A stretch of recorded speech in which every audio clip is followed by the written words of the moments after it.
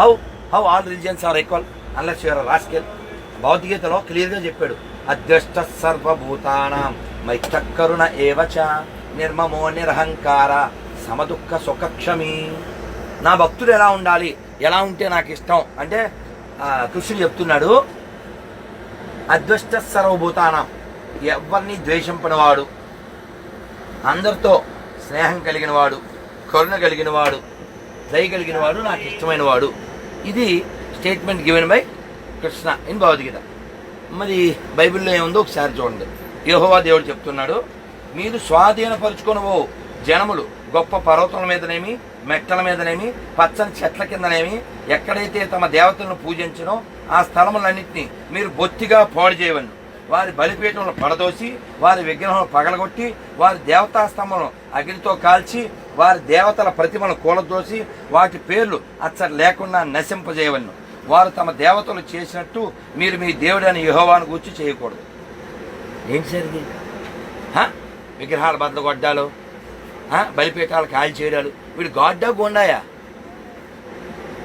ఇంకా చూడండి, ఎవరైనా పొరపాటు నిన్ను గుడికి పిలిస్తే చూడండి, ఇక్కడ నీ తల్లి కుమారుడే కానీ, నీ సహోదరుడే కానీ, నీ కుమారుడే కానీ, నీ కుమార్తె కానీ, నీ కౌగిట భార్య కానీ, ఇక్కడ నుంచున్నానా మంత ఏడిపించకుండా, నీ కుమారుడే కానీ భూమి మీద అటువో భూమి యొక్క ఈ కొన మొదలుకొని ఆ కొన వరకు నీకు సమీపంగా నుండెన్ను, నీకు దూరంగా నుండెన్ను, నీ చుట్టూ నుండి జనముల దేవతల్లో నీవును నీ పితరులను ఎరుగుని ఇతర దేవతలను పూజింతుము రమ్మని రహస్యంగా నిన్ను ప్రేరేపించిన ఎర్ల వారి మాటలు సమ్మతింపకూడదు, వారి మాటలు వినకూడదు, వారిని కటాక్షింపకూడదు, వారి యందు జాలిపరచకూడదు, వారిని మాటుపరచకూడదు, అవశ్యంగా వారిని చంపవలను. దేనికి? గుడికి రండి అని పిలిస్తే ఏం చేయాలంట? ఎవరు చెప్పారు? యెహోవా గాడ్. జిఓడియా జిఏడియా? ఇలా చెప్పేవాడిని గాడ్ అంటారు కానీ గాడ్ అంటారు. ఇంకా చూడండి, చంపుటకు నీ జనులందరికి ముందుగాను నీ చెయ్యి మొదట వారి మీద పడవలను, రాళ్లతో వారిని చావగొట్టవలను. ఏంది సార్ ఇది? ఇప్పుడు ఎవరికి ఒక్కోడికి ఒక్కో విశ్వాసం ఉంటుందండి. చెట్టుకు మొక్కుతాం మేము, తులసమ్మ అంటాం, ఆవుకు మొక్కుతాం, గోమాత అంటాం, మేము పశువుల అమ్మని చూస్తాం, ఓ జంతువులో ఓ మొక్కల అమ్మని చూస్తాం, నీళ్లు గంగమ్మ అంటాం, మట్టి భూమిని భూమాత అంటాం. ఇది మా కల్చరు.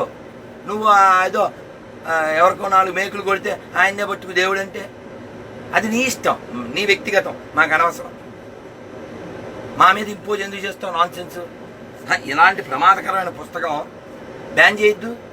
ఈ దేశంలో 100కి 90 మంది విగ్రహారాధన చేసేవాళ్ళే, వీడు చంపేమని చెప్తున్నారు. ఇంక ఈ పుస్తకం కూడా అదే చెప్పేది. మనం ఆవునేమంటాం? గోమాత. ఎంత బాగా చెప్పారో చూడండి, చాలా మంచోళ్ళు. హలో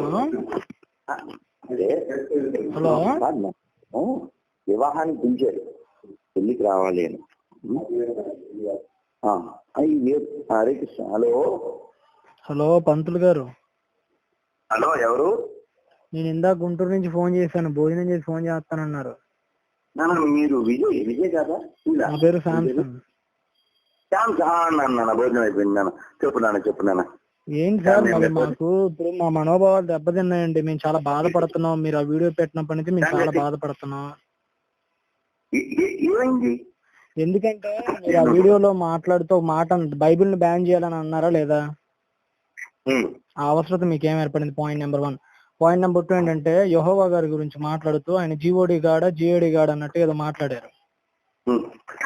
ఇకపోతే ఇక మీరు ఇవన్నీ ఎందుకు మాట్లాడారు? అసలు మీకు బైబిల్ కి ఏం తెలుసు అని మీరు బైబిల్ గురించి మాట్లాడారు? నాకు సమాధానం చెప్పండి. మేము 5గురం కూర్చున్నాం నిన్నటి నుంచి, చాలాసేపు ఆలోచిస్తున్నాం ఈ విషయం గురించి.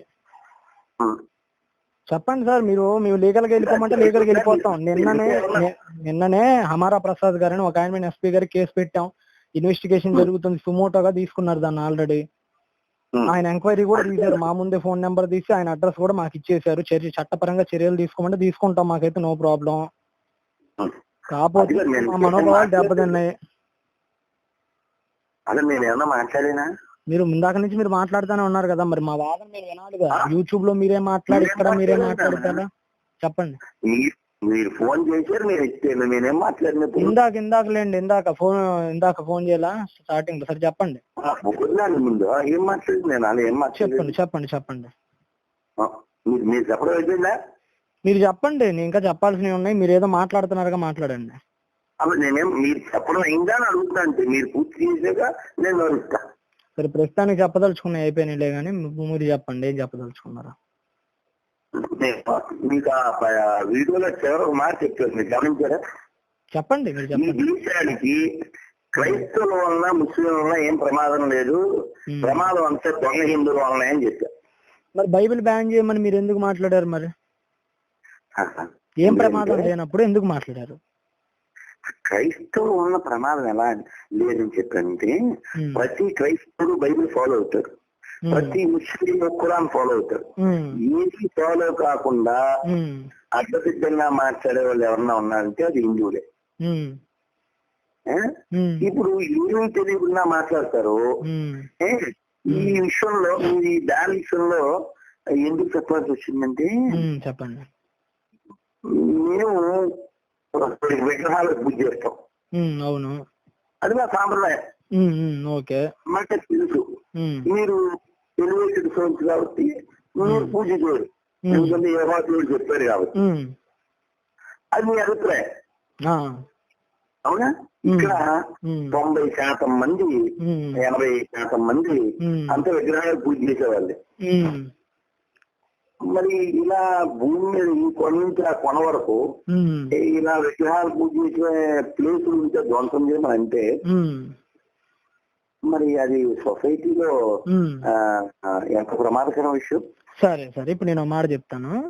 ఇప్పుడు దేశంలో 80% విగ్రహారాధికులు ఉన్నారు కాబట్టి మిగతా వాళ్ళు విగ్రహారాధన చేయొద్దని చెప్పింది కాబట్టి దీన్ని బ్యాన్ చేయమని చెప్పారు.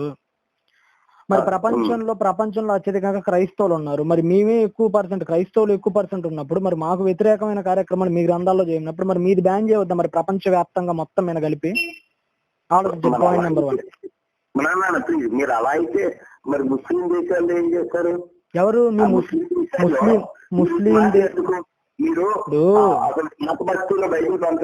ఇప్పుడు ఒకటండి, ముస్లిం దేశాలు చెప్పేది ఏంటంటే,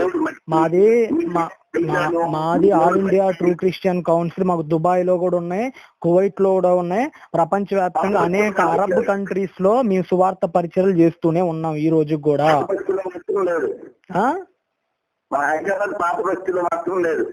పాత బస్తీలో లేకపోతే ప్రపంచం ఇంకెక్కడ ముస్లిం దేశాలు లేవా? ఇంకా అక్కడెక్కడ బైబిల్ పంచరా? మీరేమని చెప్పారు ఇప్పుడు పంతులు గారు? చెప్పండి చెప్పండి. శాంసంగ్ ఇప్పుడు ఒక్కొక్కరికి ఒక్కొక్క స్థాయి ఉంటుంది, ఒక్కొక్కరికి ఒక అభిప్రాయం ఉంటది, అవునా కదా? ఇప్పుడు మీ నాన్న మీకు నచ్చుతాడు, మా నాన్న నాకు నచ్చుతాడు. అవునండి, ఇప్పుడు మా నాన్న మాకు నచ్చుతాడు, మీ నాన్న నాకు నచ్చడని మీ నాన్న దూషించకూడదు కదా, మీ నాన్నని వెలేయమని చెప్పకూడదుగా నేను. బైబిల్ ఇప్పుడు అది ఎంత కాదు పంతులు గారు, బైబిల్ పంతులు గారు. అవును, అది మా ఒకటి అండి. పంతులు గారు ఇప్పుడు మా విశ్వాసం మాది, మీ విశ్వాసం మీది. మీ విశ్వాసాన్ని ఇప్పుడు మీ విశ్వాసాన్ని నేను తోడనాడే హక్కు లేదండి. ఇప్పుడు భగవద్గీతను బ్యాన్ చేయమని గాని, రామాయణాన్ని బ్యాన్ చేయమని హక్కు నాకు లేదు. అదే విధంగా బైబిల్ని బ్యాన్ చేయమని హక్కు మీకు లేదు. అసలు మీరు ఆ మాట ఉపయోగించడం అతి పెద్ద నేరం. ఎందుకంటే జార్జ్ బెర్నార్డ్ షా అయినా నేరం అది మాట అన్నందుకే ఇంగ్లాండ్ గవర్నమెంట్ చాలా చర్యలు తీసుకోవడానికి సిద్ధంగా ఉంది. ఇప్పుడు బైబిల్లో ఇప్పుడు మీకు అవే కనపడ్డాయా? నిన్ను వల్లే నీ పొరుగువాడిని ప్రేమించమన్నాడు, అది కనపడలేదా? నువ్వు ఏదైతే మంచి కోరుతున్నావు నీ పొరుగువాడికి అదే చేయమన్నాడు, అవేం కనపడలేదా? ఏమండి, బైబిల్ ద్వారా ఎప్పుడైనా సరే ఈ రోజు గవర్నమెంట్ ఆసుపత్రులు కట్టింది ఎవరు? క్రైస్తవ మిషనరీలు కాదా? బైబిల్ ద్వారా ఉపయోగాలు మీరు గ్రహించకుండా ఏదో పాత నిబంధనలో దాని ముందు వెనక తెలుసుకోకుండా ఒక వాక్యాన్ని పట్టుకుని వక్రీకరిస్తే ఎలా పంతులు గారు? అవును, అక్కడ ఇంకా చాలా ఉన్నాయి. ఇప్పుడు నన్ను చెప్పమంటారా? మరి లేవికాండం 18వ అధ్యాయం 18వ వచనం నుంచి చదవండి. అక్కడ ఉన్న విగ్రహారాధికులు కెమిష్ గాని, మెలుత్ గాని, అష్టారోత్ గాని, బయల్బరీత్ గాని, డయానా గాని, ఈ దేవతలను పూజించే వాళ్ళందరూ కూడా, చెప్పేది వినండి, ఈ దేవతలను పూజించే వాళ్ళందరూ కూడా సొంత కొడుకులను తీసుకొని తగలబెడుతున్నారు బలిపీఠాల దగ్గర ఆ రోజుల్లో. అదే విధంగా వాళ్ళు చాలా నీచమైన కార్యక్రమాలు చేస్తున్నారు. రక్త సంబంధికులతో లైంగిక బంధాలు ఏర్పరచుకుంటున్నారు, జంతువులతో సంభోగం చేస్తున్నారు, పురుషుడితో సంభోగం చేస్తున్నారు, స్త్రీలతో సంభోగం చేస్తున్నారు. అక్కని చూడట్లా, చెల్లెని చూడట్లా, అందరినీ వాయు వరుసలు మర్చిపోయారు వాళ్ళు. ఇప్పుడు మరి ఆ వాయు వరుసను మర్చిపోయినప్పుడు వాళ్ళని చంపమని చెప్పకుండా ముద్దు పెట్టుకోమని చెప్పాలండి? దేవుడే దేవుడే ఎందుకు చంపన్నాడు? ఇప్పుడు ఎబోలా వైరస్ సోకిందండి, మొన్న ఎబోలా వైరస్ సోకింది.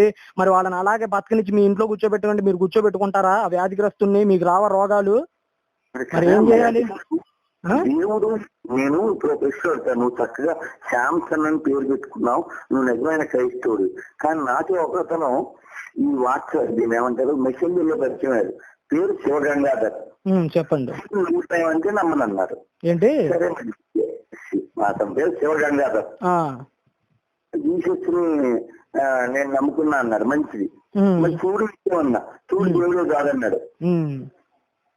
మంచి, ఇప్పుడు నువ్వు ఎవరినైతే దేవుడు కాదంటున్నావో వాళ్ళ పేరు కలుగున్నావు. ఏ దేవుడినైతే మట్టిగా చేసి బొమ్మగా చేసినటువంటి పూజించేటువంటి వాళ్ళ పేరు అది కదా, అది యెహోవా దేవుడు ఆజ్ఞ వ్యతిరేకం కదా. బొమ్మను పూజ చేయడం, బొమ్మను పూజ చేయడం వ్యతిరేకం కదా అంటే నా ఇష్టం అన్నారు.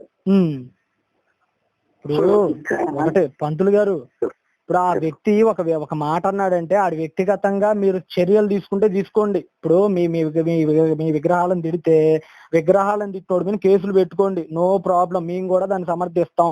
కానీ ఇతర మత గ్రంథాలను దూషించడం ఏ మాత్రం రాజ్యాంగ ప్రకారంగా లౌకిక దేశంలో నిజమైన వాడు చేసే పని కాదండి అది. అవునా? అవును. మరి ఇప్పుడు మీరు యెహోవా దేవుని రౌడీ అని తిట్టారా లేదా? ఆ మాట మీరు ఎందుకన్నారు చెప్పండి? ఇలా చెప్పేవాడు, ఇప్పుడు ఇలా బద్దలు కొట్టమని చెప్పేవాడు, ఇలాంటి ఈ దేశం అంతా కూడా విగ్రహాలతో నిండి వచ్చినాయి కదా. ఇలా విగ్రహాలు ఎక్కడ బద్దలు కొట్టాలి పోడేయమని చెప్తే అది ఏ మెసేజ్ ఇచ్చింది సొసైటీకి? సరే, ఇప్పుడు నేను చెప్పేది వింటారా? ఇందాక నేను చెప్పినట్లుగానే సొంత అమ్మ చెల్లెళ్ళతో లైంగిక సంబంధాలు పెట్టుకున్న వాళ్ళని, సొంత కొడుకుల్ని రాళ్ల మధ్య పెట్టి నిప్పులతో కాల్చేవాడిని చంపమని చెప్పకుండా ముద్దు పెట్టుకోమని చెప్పటం సబబైన విషయం అని మీరు అంటారా? నాకు చెప్పండి ఒకటి. ఇప్పుడు ఏమంటారంటే దేవుడు, చాలా మంది ఏమంటారంటే, నేను ఇప్పుడు కూడా ఒక ఆయన మాట్లాడి ఒంగోలు నుంచి, ఆయన క్రైస్తవుడే, ఆయన బైబిల్ సెక్షన్ తర్వాత తీసుకున్నాక ఆయన ఏమంటారంటే, నేను తాగుబోతునండి, దొంగతనం తప్ప అన్ని చెడ్డ గుణాలు ఉండేవి, కానీ నేను ప్రభు ద్వారా మారు మనసు పొందాను అన్నారు. ప్రభు మతి మారుస్తాడు కానీ ఇలా మరణం ఇవ్వడు కదా. దేవుడు ప్రేమిస్తాడు కదా, దేవుడు అంటేనే ప్రేమ స్వరూపు కదా. ఇప్పుడు ఏమండి, ఒక విషయం అర్థం చేసుకోండి. దేవుడు వాళ్ళకి చెప్పాడు, ద్వితీయోపదేశకాండంలో మీరు చదవండి. ఎవరైతే విగ్రహారాధికులు చేస్తున్నారో వాళ్ళకి దేవుడు చెప్పాడు ఏమని? అది మారమని మాత్రమే కాదు, అరే మీరు చేసే నీచ కార్యాలు అని దేవుడు వాళ్ళకి చెప్పాడు. కానీ వాళ్ళు వినలేదు. నేను మీకు లేఖనం కూడా చూపిస్తా, మీరు తెలుస్తానంటే బైబిల్ చూపిస్తా, ఎంతసేపు అయినా మాట్లాడతాను.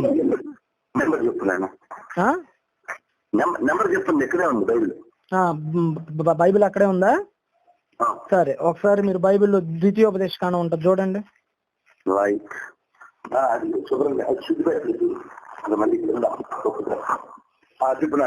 మీరు ముందు లేవీకాండం నుంచి తీయండి చెప్తా. ముందు మీరు లేవీకాండం తీయండి ఫస్ట్. లేవీకాండం ఉంటుంది చూడండి. లేవీకాండం 18వ అధ్యాయంలో చూడండి. 3వ వచనంలో ఏమన్నాడు? 3వ వచనంలో ఏమన్నాడు? 18:3లో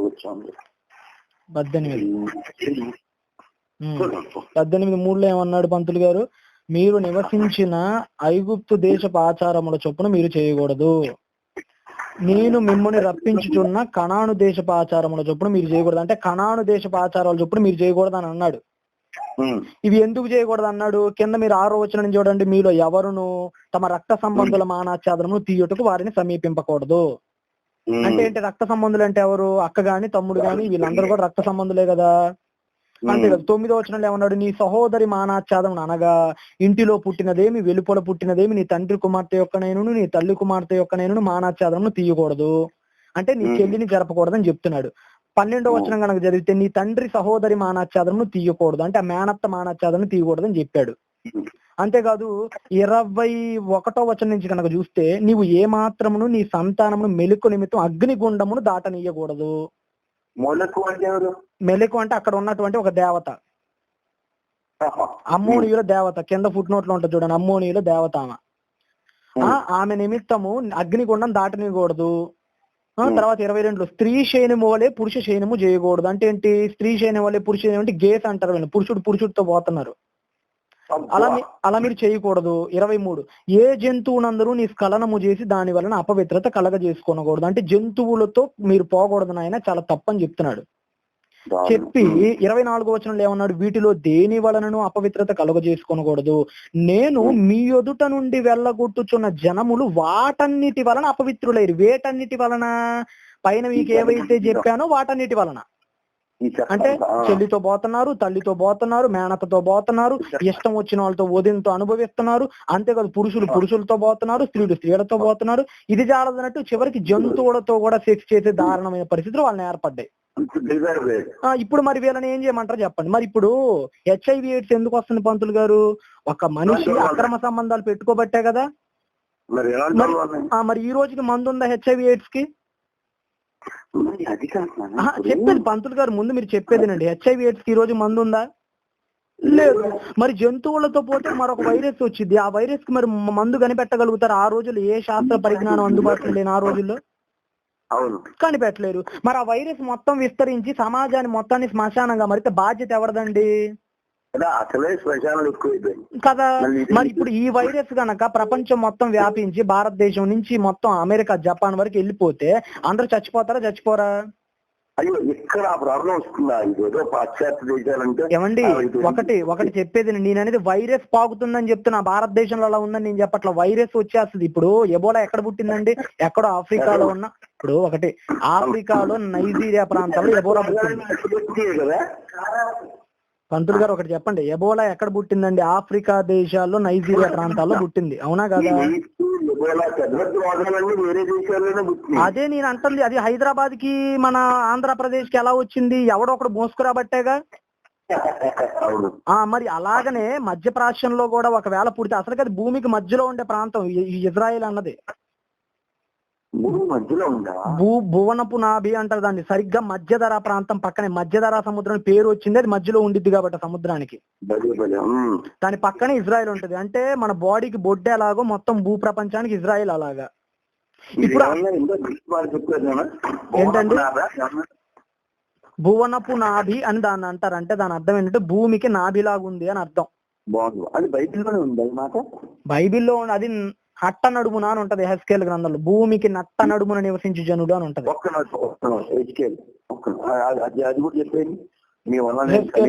మంచి విషయాలు తెలుసుకుంటాను నేను ఒక్క నిమిషం. ఎందుకంటే భగవంతుడు ఒక్కొక్కరిని ఒకదారి పంపిస్తాడు. చిన్నపిల్లలు అయినా కూడా ఎంత నాన్న వయసు నీకు? నాకు 25 ఏళ్ళండి. అందుకనే ఇలా ఉండాలి. నేను మా స్వామితో అన్నాను పక్కన, చూడు ఈ అబ్బాయికి ఎంత స్ట్రాంగ్ ఉండాలి.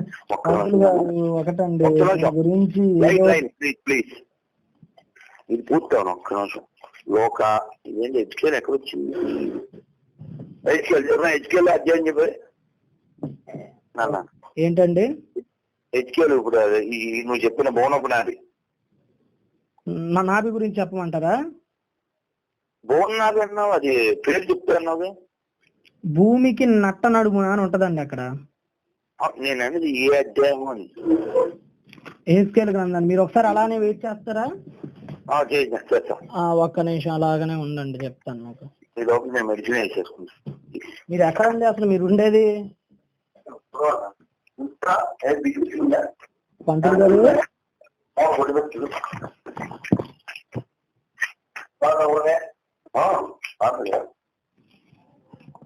హలో,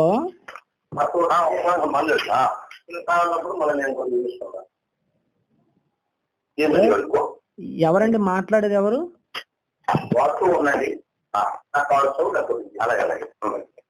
చెప్తున్నా నేను పన్ను ఎక్కువగా ఉందని మంచి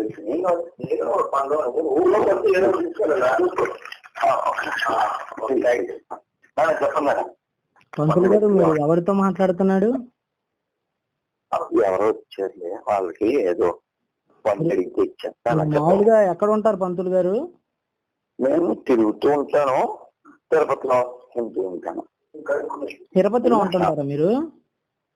అంటే అప్పుడప్పుడు ఎవరికి వస్తుంటాను, తెలిసిన వాళ్ళు ఉన్నారు వాళ్ళ ఇంటికి, మళ్ళీ తిరుగుతూ ఉంటాను. ఎక్కువ తిరుగుతూ ఉంటాను, ఎందుకనే నాకు చక్రం అని ఒక నిక్నేమ్ కూడా ఉంది. చక్రం అంటే తిరుగుద్దని.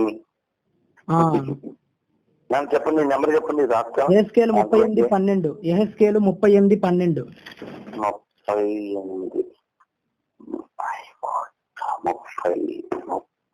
8:12.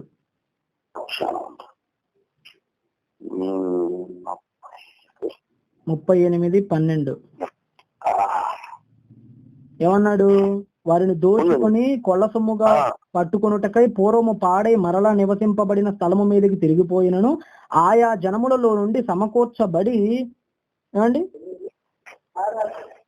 చదువుతున్నారు అది? భూమి మీకు నా క్లారిటీ వినపడుతుందా వినపడట్లేదా అని అది అంటే ఇశ్రాయేలు గురించి మాట్లాడుతూ భూమి నట్ట నడుము నివసించు జనులు అని మాట్లాడుతున్నాడు అక్కడ. కాబట్టి ఇశ్రాయేలు ఎవరంటే భూమికి నట్ట నడుము అంటే మధ్యలో ఉంటారు. కాకపోతే మీరు రేఖాంశ లక్ష్యాంశాల ఆధారంగా కూడా చూసుకోవచ్చు, నో ప్రాబ్లం. ఇప్పుడు ఇజ్రాయెల్ అనేది ఇప్పుడున్న ఇజ్రాయెలే. కాకపోతే అప్పుడు ఇజ్రాయెల్ పాలస్తీనా సిరియాలను కూడా కలుపుకొని ఉండేది. బట్ ఇప్పుడున్న ఇజ్రాయెల్ ని చిన్నగా చేశారు ఐక్యరాజ్య సమితిలో 1940 దశకాల తర్వాత. అంటే 3 అంతకు ముందు చాలా కలిసి ఉండేది ఇజ్రాయెల్. అది చాలా పెద్దది. అప్పటికి ఎప్పటికి కూడా అది భూమికి నట్టనడుము ఉండేటువంటి ప్రాంతం. ఇప్పుడు నేను చెప్పదలుచుకున్న విషయం ఏంటంటే అక్కడ గనక వైరస్ పుడితే అమెరికా నుంచి జపాన్ వరకు వెళ్ళటం చాలా సులభమైన విషయం అక్కడ. ఎందుకంటే అప్పటికి యొప్పే జాఫా అంటారు దాన్ని. ఆ ఓడరేవు ప్రపంచంలోనే అతి పురాతనమైన ఓడరేవు. కాబట్టి మీరు జీకే నాలెడ్జ్ చూసుకోండి, అది ఉండేది ఇజ్రాయెల్ లోనే. అంటే అప్పటికి సముద్ర మార్గాల ద్వారా రవాణా సౌకర్యాలని ఇజ్రాయెల్ నుంచి చాలా మెరుగ్గా ఉండేవి. ఇప్పుడు అక్కడి నుంచి గనక ఆ వైరస్ ని ఎవడైనా ఒక వ్యక్తి మోసుకొని గనక వెళ్తే పరిస్థితి ఏంటి మీరు చెప్పండి. ఆ వైరస్ మన భారతదేశానికి వస్తే భారతదేశంలో ఎవరైనా బ్రతుకుతారా? ఎక్కడికి వెళ్ళినా అందరూ పోతారు. అంతే కదా. మరి ఇప్పుడు వాళ్ళని చంపకుండా కాపాడితే ఎంత ప్రమాదం పొంచి ఉంది మీరే ఆలోచించండి. పాయింట్ కరెక్టే కానీ నేను చెప్పేది వినండి పంతులు గారు, నేను చెప్పేది వినండి. ఇకపోతే సొంత కొడుకుల్ని మీకు ఇందాక చెప్పారు మెలికి దగ్గర అగ్నిగుండాలు దాటిస్తున్నారంట, అంటే అగ్నిలో పడేసి చంపేస్తున్నారు. కాకపోతే మీరు వికీపీడియాలో the culture of Canaan and the culture of Egypt అని నొక్కండి. నొక్కితే అనేక ఆధారాలు మీకు లభిస్తాయి. వీళ్ళు చేసిన పాపిష్టి పనులకు అనేక ఆధారాలు శాస్త్రవేత్తలు కూడా వాటిని కూడా కనిపెట్టారు. ఇప్పుడు మరి వాళ్ళందరినీ విగ్రహారాధికులు అంటే మీరేదో అనుకున్నట్టుగా కేవలం విగ్రహాలను పూజించే వాళ్ళైతే పెద్ద సమస్య ఏం వచ్చేది కాదు. విగ్రహారాధన పేరుతో వాళ్ళు చాలా దౌర్భాగ్యకరమైనటువంటి కార్యక్రమాలు మధ్యప్రాచ్యంలో చేస్తున్నారు. కాబట్టి ఇప్పుడు బ్రతకనిచ్చే పరిస్థితి ఏంటి? ఒకప్పుడు దేవుడు కూడా ఒకప్పుడు చెప్పిన మాట అది. ఇప్పుడు నరికేయండ్రా, ఇప్పుడు వేసేయమండ్రా అని చెప్పలా. అది ఒకప్పుడు చెప్పిన మాట. అది అందరికీ కాదు, కేవలం ధర్మశాస్త్రాన్ని పాటిస్తున్న ఆ రోజున్న మోషే, యెహోషువ ఆ ప్రవక్తలకు చెప్పిన మాటలే అవి. అవి క్రైస్తవులకు చెప్పిన మాటలు కాదు. ఈ రోజు పాటించమని కూడా దేవుడు అడిగి గురించి చెప్పట్లేదు. ప్రశ్న, ఈ పాత నిబంధన అనేది ప్రస్తుత కాలంలో అప్లికబుల్ లేనంటారా? ఏమండి, పాత నిబంధన ప్రస్తుత కాలంలో కాదు, క్రీస్తు పూర్వం క్రీస్తు శకం మొదటి శతాబ్దంలో కొట్టివేయబడిన నిబంధన అది. ఇదే మాట ఓ డాక్టర్ గారు కూడా చెప్పారు నాకు రైల్లో. దానికి ఇప్పుడు దాంతో అవసరం లేదు, ఓన్లీ ఇప్పుడు కొత్త నిబంధన వచ్చింది అని చెప్పి. ఏమండి, పాత నిబంధన కేవలం ఇశ్రాయేలు జనాంగానికి మాత్రమే, అనగా యాకోబు సంతానంలో పుట్టిన 12 మంది గోత్రాలకు సంబంధించిన వాళ్ళకి మాత్రమే వర్తిస్తుంది. అది యేసుక్రీస్తు వారు రాకడ వరకు మాత్రమే వర్తిస్తుంది. ఆ తర్వాత అంతా కూడా కొత్త నిబంధనని దేవుడు ప్రవేశపెట్టాడు. ఒక మంచి మార్గం ఏమంటే, ఇప్పుడు అంటే నా ప్రశ్న అంటే, ఇప్పుడు దీని నుంచి ఏమన్నా నేర్చుకోవాల్సింది ఉందా పాత నిబంధన? ఇప్పుడు కొత్త నిబంధన ఉందనుకో, నీ పొరుగు అని ప్రేమించుము, ఇలాంటి మంచి విషయాలు ఉన్నాయి. ఇప్పుడు పాత నిబంధనలో ఈ మనం నేర్చుకోవాల్సినవి ఇలాంటివి ఏమన్నా ఉన్నాయి? పాత నిబంధనలు మనం రెండు భాగాలుగా విభజించాలండి. ఒకటి ఇశ్రాయేలుకి చెప్పినది, నెంబర్ 2 అన్ని జనాంగం మొత్తానికి చెప్పింది. పాత నిబంధనలో కూడా చాలా విలువైన మాటలు ఉన్నాయి. నీ పొరుగువాని భార్యను కూడకూడదు అంటాడు, నీ పొరుగువానిది ఏది ఆశింపకూడదు అంటాడు, పరదేశులు వస్తే చేర్చుకోమని చెప్తారు, అందరినీ దేవుడు ప్రేమించమని చెప్పాడు. కాకపోతే ఎవరైతే అధికముగా దుర్మార్గపు పనులు చేస్తున్నారో, వీళ్ళ వల్ల మొత్తం ప్రపంచానికి నష్టం చేకూర్చుతుందో వాళ్ళని మాత్రం చంపమన్నాడు. అదొకటి గుర్తుపెట్టుకోండి. ఇకపోతే అది కూడా అప్పుడే, ఇప్పుడు కాదు. ఏది? అప్పుడు కాలంలో అప్పటి వాళ్ళకి మాత్రమే చెప్పాడు. దేని గురించి? ఇలా చెడ్డ పనులు చేసామని చంపాలి. అది కొత్త నిబంధనలో కూడా రాయించాడు మరలా, అంటే కొత్త నిబంధనలో కూడా అప్లై అవుతుందని అర్థం.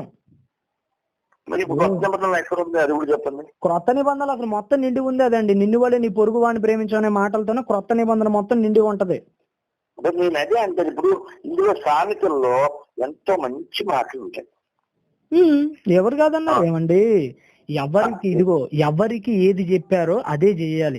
ఇప్పుడు గవర్నమెంట్ వాళ్ళు ఏం చెప్తారు, ఒకటి చెప్పేది నేను, గవర్నమెంట్ వాళ్ళు చెప్తారు ఎవరైనా టెర్రరిస్ట్ కనబడితే ఎక్కడ పడితే అక్కడ కాల్చి పడేయమని చెప్తారు. ఎవరికి చెప్తారు అది? ఎవరైనా ఎన్కౌంటర్ స్పెషలిస్టులు ఉంటే వాళ్ళకి చెప్తాడు. అంతేకాని మనకు అప్లై చేసుకోకూడదు. ఎవరికి అప్లై చేసుకోవాలో వాళ్ళకే అప్లై చేసుకోవాలి ఆ మాటలు. ఇప్పుడు క్రొత్త నిబంధనలో మన దేశానికి పాత నిబంధనకి ఏం లింక్ లేదు.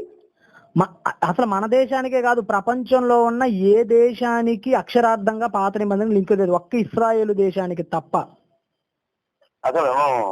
అర్థమైందా? కాకపోతే చరిత్ర సంబంధితమైనటువంటి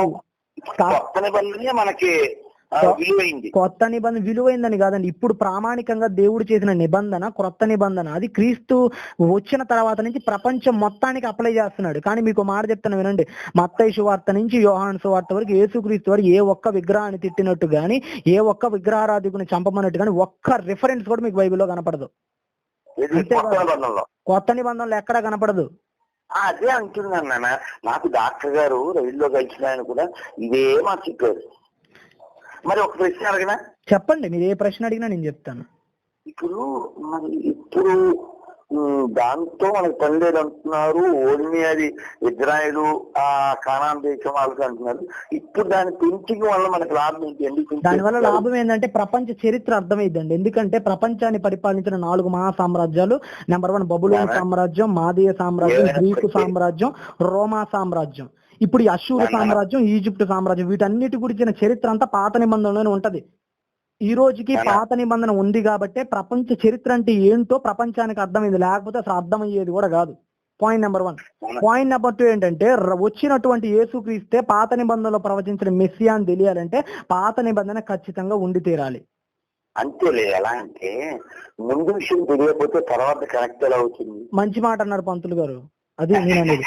అంతేకాదు, కొరింది మొదటి పత్రిక 10వ అధ్యాయంలో కూడా ఎందుకు పాత నిబంధన దేవుడు పెట్టానని రాయిస్తారంటే, కొరింది పత్రిక అలా చెప్పిందంటే ఏదో గాల్లో కలిసిపోద్ది. అదే మనం తిక్కు పెట్టుకుంటే సరే కొరింది పత్రిక ఒకసారి మీరు తీయండి చెప్తాను. కానీ నేనైతే మాత్రం బైబిల్లో సామెతలు చాలా ఇష్టపడతాను. పంతులు గారు, మీరు గనక నిజంగా మనసు పెట్టి చదివితే 26 పుస్తకాలు మీరు ముద్దు పెట్టుకుంటారు. ఒక్క నిమిషం.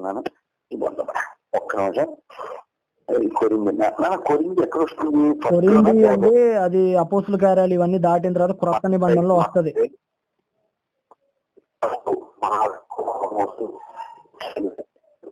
వీటన్నిటికంటే ముందు ఉంటది. తిమోతి, తీతు వీటన్నిటికంటే ముందే వస్తది.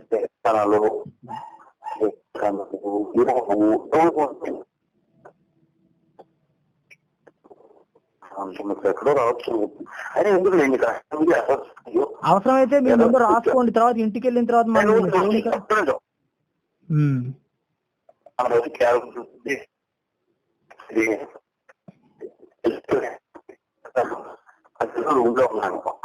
ఏంది ఇక్కడ కొరింది ఇక్కడ సమయాలు ఏంటి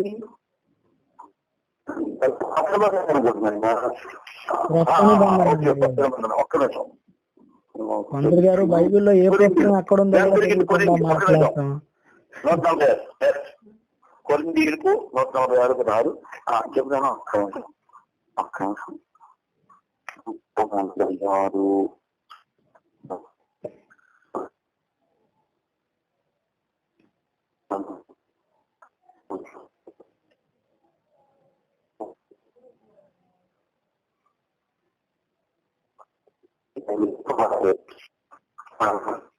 హలో,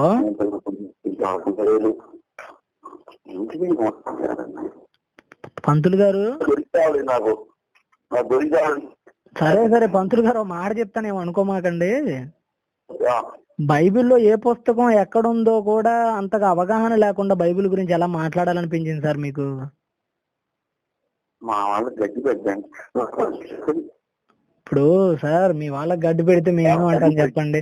మీరు యెహోవా దేవుడిని రౌడీ అన్నందుకు మేము ఎంత బాధపడుతున్నాం అంటే అంత బాధపడుతున్నాం. మీరు ఆయన గురించి తెలుసుకొని మాట్లాడండి. ఇప్పుడు నేను ఎందుకు పంపించాడు దేవుడు చెప్పు? అదే కదా చెప్పటానికే పంపించాడనే చెప్తున్నా నేను. ఆ విషయాన్ని మీరు మా బర్ల మీరు ఒప్పుకుంటున్నానా? అదే అదే అదే చెప్పండి మీరు. అది మాకు కావాలి. ఇది మహాత్మా చెప్తాడు. అబ్బా ఇది రాసేస్తాను చెప్పి పంతులు గారు అంత అవసరం అయితే నేను మీకు రెఫరెన్స్ చెప్తాను, అది రాసుకోండి. నీ ఫోన్ కట్ చేసినట్టు విపులంగా చూసుకోండి. నా బుక్ చెప్పే దీనిలో రాసేస్తాను. వెనకాల తెల్లస్తుంది. కొరింథీ మొదటి పత్రిక 10వ అధ్యాయం 11వ వచనం. ఈ విషయం మనకి ఏం నేర్పిస్తుందంటే పాత నిబంధన ఎందుకుందో చెప్తున్నాడు ఇక్కడ. ఈ ప్రశ్న నాకు ఆన్సర్ కొంచెం వచ్చింది. మొదటి పత్రికలో ఎంత నెంబర్ చెప్పది? మొదటి పత్రిక 10వ అధ్యాయం 11వ వచనం. Okay, thank you. నాన్న మీరు ఇంతకీ ఏం చేస్తుంటారు చెప్పండి? నాది MA హిస్టరీ అండి. నేను బైబిల్ మీద PhD కూడా చేస్తున్నాను. ఓ వెరీ గుడ్ నాన్న. మీకు ఆ విషయం కూడా చెప్తాను. నేను ఏ మత గ్రంథం జోలికి వెళ్ళేవాడిని కాదు, బైబిల్ని మాత్రమే ప్రకటించేవాడిని. ఇప్పుడు మీరు కూడా అలాగనే ఉండాలని నేను ఆశపడుతున్నాను. ఎందుకంటే ఇది సెక్యులర్ కంట్రీ. ఏ మతాన్ని కూడా మనం నేను ఏ భగవద్గీతను తప్పుపట్టే అర్హత నాకు లేదు. నేను ఈ మాట 70% ఒప్పుకుంటాను. మీకు ఇంకో విషయం చెప్పనండి. మీరు విగ్రహారాధన బలి పెట్టిన పలహారం ఇచ్చినా నేను స్వీకరించేవాడిని తప్ప అసహించుకునేవాడిని కాదు. అమ్మా ఇంత మంచోళ్ళు ఉన్నారా? క్రైస్తవులు అంటేనే ద్వేషించేవారు అనే భావం పడిపోయిందయ్యా. మీకు విషయం చెప్పనండి, ఇంకో విషయం చెప్పనా? బైబిల్లో దేవుడు విగ్రహాలకు అర్పించిన వాటిని కూడా తినమని కూడా చెప్పాడు. అది ఎక్కడ చెప్పాడు? కొరింథీ మొదటి పత్రిక 10వ అధ్యాయం 27వ వచనం. 27వ వచనం. అవిశ్వాసులలో ఒకడు మిమ్మును విందుకు పిలిచినప్పుడు, అవిశ్వాసులు అంటే ఎవరంటే బైబిల్ దృక్పథంలో యేసుక్రీస్తుని నమ్మని వాళ్ళు ఎవరైనా అసలు మిమ్మల్ని విందుకు పిలిచినప్పుడు వెళ్ళుటకు మీకు మనస్సు ఉండిన యెడల మీకు వడ్డించినది ఏదో దానిని గూర్చి మనస్సాక్షి నిమిత్తము ఏ విచారణ చేయక తినుడి. అప్ప చూడానా మరి ఇప్పుడు యేసు ప్రభు వారికి ఎంత మందిని వ్యతిరేకం చేయొచ్చా బైబిల్ ని ఫాలో అవ్వకుండా జనం? మా బాధ అదే కదండి, మా బాధ అదే. బైబిల్లో ఉన్నది ఒకటి. రైల్లో వెళ్తూ డాక్టర్ ఆయన నేను ఏదో ఎవరికో ఇవ్వబోయాను, ఎదురుగా ఉన్నారు కదా వాళ్ళకు కూడా పెట్టబోతే నన్ను అలా బయట తీశారు. ఏమిటా నేనేం పాపం చేశాను, వీళ్ళు ఎలా మాట్లాడుతున్నారని వాళ్ళ మొఖాలు చూస్తే ఆయన భార్యను కూతురు మొఖాన బొట్టులే బొట్లు పెట్టుకోలేదే అన్న. అంటే ఆయన నేను క్రైస్తవం అని ఉంటే నేను ఇక మాట్లాడుండేవాళ్ళు కాదు. కానీ ఆయన ఏం వెటకారంగా ఏమన్నాడంటే మనం పుట్టినప్పుడు ఏమన్నా బొట్లు ఉన్నాయేసి అన్నారు. ఒకటేనండి. ఇప్పుడు ఇదిగోండి బైబిల్ ప్రకారంగా బొట్టు పెట్టుకున్న తప్పు కూడా లేవండి అన్నారు. మరి అలాగే కానీ చూడు నువ్వు ఎంత బాగా చెప్పావు. ఒక్క నిమిషం ప్లీజ్. చాలా సంతోషం. కొరింథీయులకు రాసిన మొదటి పత్రిక 10వ అధ్యాయం 27వ వచనం. చూడు ఎప్పుడైనా నేను చెప్పడానికి, ఎందుకంటే మనం ఇక్కడ బతికేది ఒక 50,000, 60,000, 70,000 అంతే కదా. ఒక్కొక్క ఇది ఉంటది. ఇంతలోకే నేనే కరెక్ట్ అని కొట్టేసుకుని చచ్చిపోయి ఉన్న కొంత జీవితాన్ని మనశ్శాంతి లేకుండా గడపడం భగవంతుడు కూడా నచ్చదు కదా. ఒకరికి ఒక అభిప్రాయం ఉంటుంది. అంకుల్ గారు ఒకటే మీరు గుర్తుపెట్టుకోండి, మీకు మళ్ళా చెప్తున్నాను, ఏం లేదు. బైబిల్ విగ్రహారాధన వ్యతిరేకించింది అని అంటున్నారంటే ఆ వ్యతిరేకించిన ప్రతి చోట జరిగింది ఏంటంటే విగ్రహారాధన పేరుతో భయంకరమైన పాప కృత్యాలకు పాల్పడుతున్నారు. ఇకపోతే వాళ్ళకి చెప్పకుండా దేవుడే ఉండలేదు. ఇప్పుడు మీకు చెప్తున్నాను, మళ్ళా తీయండి ద్వితీయోపదేశకాండం తీయండి చెప్తాను. మళ్ళా చాలా మంది అనుకుంటారు వాళ్ళకి చెప్తే మారే వాళ్ళేమో కదా, చెప్పకుండా దేవుడు చంపేశాడేమో అని కూడా అనుకుంటారు. ఈ పాయింట్ కూడా వచ్చిందా నన్ను చెప్పు. ద్వితీయోపదేశకాండం 8వ అధ్యాయం 20వ వచనం. 20వ వచనం. నీ ఎదుట నుండకుండా యెహోవా నశింపజేయుచున్న జనములు వినకపోయినట్టు అంటారు. 20 తీయండి వీలుంటే. ఎదురుగా ఉంది నీ ఎదుట నుండకుండా యెహోవా నీ ఎదుట నశింపజేయుచున్న యెహోవా జనములు జనములు వినకపోయి చాలా ఆపండి, మీకు చెప్తాను ముందు మీకు అర్థం. జనములు వినకపోయినట్టు అంటే నేను ఎంత చెప్పినా మీరు వినట్లేదని ఆ మాట నేను అన్నానంటే చెబితే అంటానా చెప్పకుండానే మాట అంటానా? ముందు చెబితేనే. అది ఇక్కడ కూడా జనములు వినకపోయినట్టు అన్నాడంటే దేవుడు ఖచ్చితంగా చెప్పాడు కానీ వాళ్ళే వినలేదు. అది మీరు ఆలోచించండి. పాయింట్ నెంబర్ 3 ఏంటంటే దేవుడు ఖచ్చితంగా అక్కడ 10 11 నీతిమంతులున్న దేవుడు ఆ దేశాన్ని ఖచ్చితంగా బతకనిచ్చేవాడు. అది నేను ఎలా చెప్తున్నానంటే ఆది కాండాన్ని మీరు ఒకసారి తీయండి. ఆది కాండము 19. నీలాంటి వాళ్ళు ఉంటే యేసుప్రభు పట్ల ప్రేమే కలుగుతుంది కానీ బయట అసలు వాతావరణం చండాలం ఉంది నాన్న. పంతులు గారు నేను ఒకటే చెప్తానండి, క్రైస్తవ్యంలోనూ చీడ పురుగులు ఉన్నారు, హిందువుల్లోనూ చీడ పురుగులు ఉన్నారు. దొంగలు ఖచ్చితంగా. ఆ వీడియోలో నేను చివరి మాట చెప్తాను, ఈ దేశానికి ప్రమాదం దొంగ హిందువులు ఉన్నాయని నన్ను అదే ఆదికాండం తీశాను. ఆది కాండము 17వ అధ్యాయము 17 కాదు 18వ అధ్యాయం చూడండి, పక్కనే ఉంటుంది 18వ అధ్యాయము. ఇక్కడ కూడా పంతులు గారు సొదొమ గొమొర్రా అనే రెండు పట్టణాలను దేవుడు నాశనం చేస్తాడు అగ్ని వడగండ్లు గుడిపించి. 18వ అధ్యాయం 27వ వచనం 28 నుంచి. ముందు ఇక్కడ మీరు మాట వినండి పంతులు గారు, ఒక్క నిమిషం మీరు చెప్పేది వినండి. సొదొమ గొమొర్రా 2 పట్టణాలని దేవుడు అగ్ని గంధకాలు గురిపించి సర్వనాశనం చేశాడు. అలా నాశనం ఎందుకు నాశనం చేశాడంటే ఇదే భాగవతం అక్కడ కూడా జరిగింది. అక్కడ పరిస్థితి ఎలా ఉందంటే చివరికి చిన్నపిల్లలు కూడా వెళ్ళిపోయి మాకు సెక్స్ కావాలి ఇంట్లో నుంచి డోర్లు కొట్టేసి లాగేస్తున్నారు ఆడవాళ్ళని. చివరికి పండు ముసలివాడు, రేపో మాపో చచ్చిపోయి పండు ముసలివాడు కూడా సెక్స్ కోసం ఆరాట పడుతున్నాడు. అక్కడ 45 నాకు కనబడిన అందుకు ఆయన అక్కడ 45 నాకు కనబడిన ఎట్లా నాశనం చేయలేను. 32వ వచనం చదవండి ఇప్పుడు. 32 అతడు ప్రభు కోప్పడని ఎడల నేను ఇంకొక మారే మాట్లాడేదను. ఒకవేళ అక్కడ 10 మంది కనబడుతురేమో అన్నప్పుడు ఆయన 10 మందిని బట్టి నాశనం చేయకుండాను. అంటే ఇప్పుడు 10 మంది ఉన్న దేవుడు నాశనం చేస్తాడండి? మంచోళ్ళు ఉండుంటే నాశనం చేయనన్నాడు. ఇప్పుడు కనానులో ఉన్న ప్రతి ఒక్కరిని చంపేసి అంటే అక్కడ కనీసం 10 మంది కూడా నీతి మంతులు లేరని అర్థం. అందరూ ఇలాంటి కాబట్టి దేవుడు నాశనం చేశాడు. మొట్టమొదటి మీరు ఆలోచించండి. ఇకపోతే పురుష సంయోగం ఎరిగిన స్త్రీలను చంపమని చెప్పాడు. అది కూడా ఎందుకు చెప్పమన్నాడంటే ఒకటి మీరు ఆలోచించండి, అక్కడ పురుష సంయోగం ఎరగటం అంటే భర్తతో వెళ్ళటం అని మాత్రమే అర్థం తీసుకోకూడదు. అక్కడ ఇందాక మీకు వివరించాను, సొంత తల్లితో పోతున్నారు, సొంత చెల్లితో పోతున్నారు, అలా స్త్రీలు ఉన్నారు, పురుషులు ఉన్నారు. అక్కడ పురుష సంయోగం ఎరగటం అంటే అక్కడున్న పురుషులందరూ కూడా వాయు వరుసలు మర్చిపోయిన వాళ్ళు. ఇప్పుడు వాళ్ళతో సంయోగం ఎరిగితే వీళ్ళకు కూడా వైరస్ వస్తుందా లేదా? మరి వీళ్ళని బతకనిస్తే రేపు ఆ వైరస్ మొత్తం పాకిద్దా లేదా? కాబట్టి దేవుడు ఎందుకంటే ఆ వైరస్ సోకకుండా ఉండటానికి వాళ్ళని కూడా చంపేయన్న ఆయన అన్నాడు. పురుష సంయోగం ఎరుగని వాళ్ళని బతకనిమ్మన్నాడు. ఎరుగలేదంటే అర్థం ఏంటంటే వాళ్ళకి అర్థం ఎందుకు అట్టి పెట్టుకోమన్నాడంటే ఎరుగలేదు అంటే ఏంటంటే అక్కడ పాపం చేయలేదు వాళ్ళు, అంతే కదా. అంతమంది పాపం చేస్తున్న ఆ దేశంలో వీళ్ళు పురుష సంయోగం ఎరుక్కుని ఉన్నారంటే కొద్ది గొప్ప అది నీతిగా బతికిరని అర్థం వీళ్ళు. ఇప్పుడు మరి వాళ్ళని చంపేస్తే ఎలా ఉంది? పెళ్లి చేసుకోమన్నారా? పెళ్లి చేసుకోమనే చెప్పాడు. నీకు ఎవరైనా నువ్వు రూపవతి కనబడిన ఎడల దాన్ని నువ్వు పెళ్లి చేసుకోమనే చెప్పాడు తప్ప దాన్ని ఉంచుకోమని ఎక్కడ బైబిల్లో చెప్పలేదు. అర్థమైందా? కాబట్టి పంతులు గారు బైబిల్ గాని ఏ గ్రంథాన్ని సరే వెంటనే అపార్థం దయచేసి చేసుకోకండి. మాట అనే ముందు ఇప్పుడు యెహోవా రౌడీ అంటున్నారండి. ఇప్పుడు మీకు డాక్టర్ దగ్గరికి మీరు వెళ్ళినప్పుడు ఏదో ఒక షుగర్ వచ్చింది, మీకు ఏదో పేలో ఏదో గుట్టింది మీ కాలుని.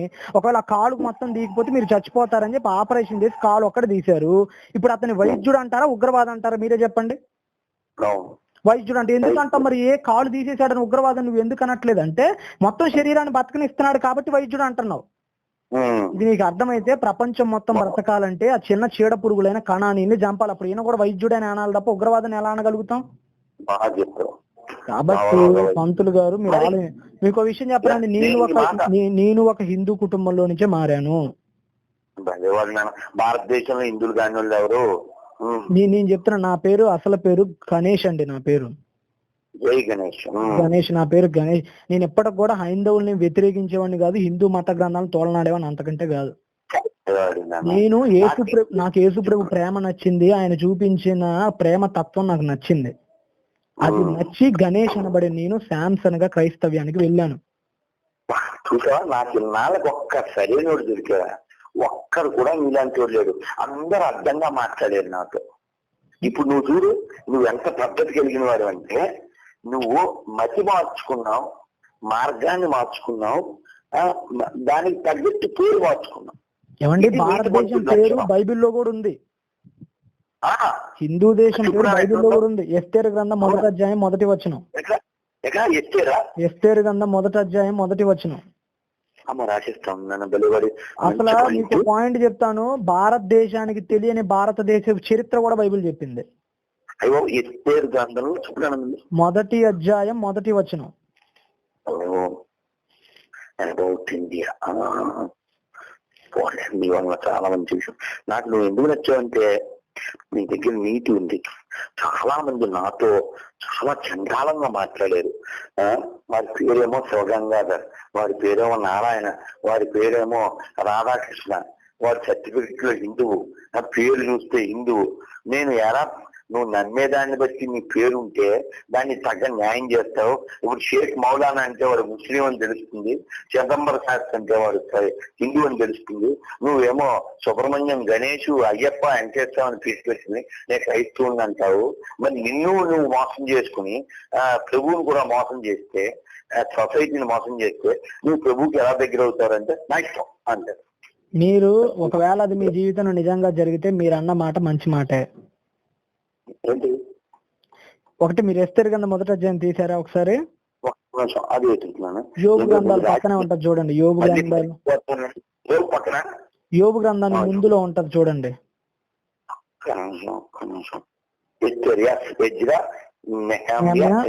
ఎస్తేరు ప్రారంభ అధ్యాయం ప్రారంభ వచనం తీయండి.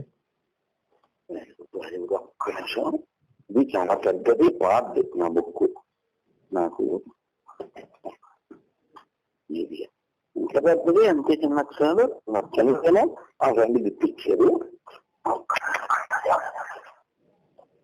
ఇలా ఉంటే అసలు సొసైటీలో ప్రాబ్లమ్స్ వస్తాయి. చెప్పు, చిన్న పిల్లలు అయింది ఓటుకుంది నీ దగ్గర పద్ధతులు చాలా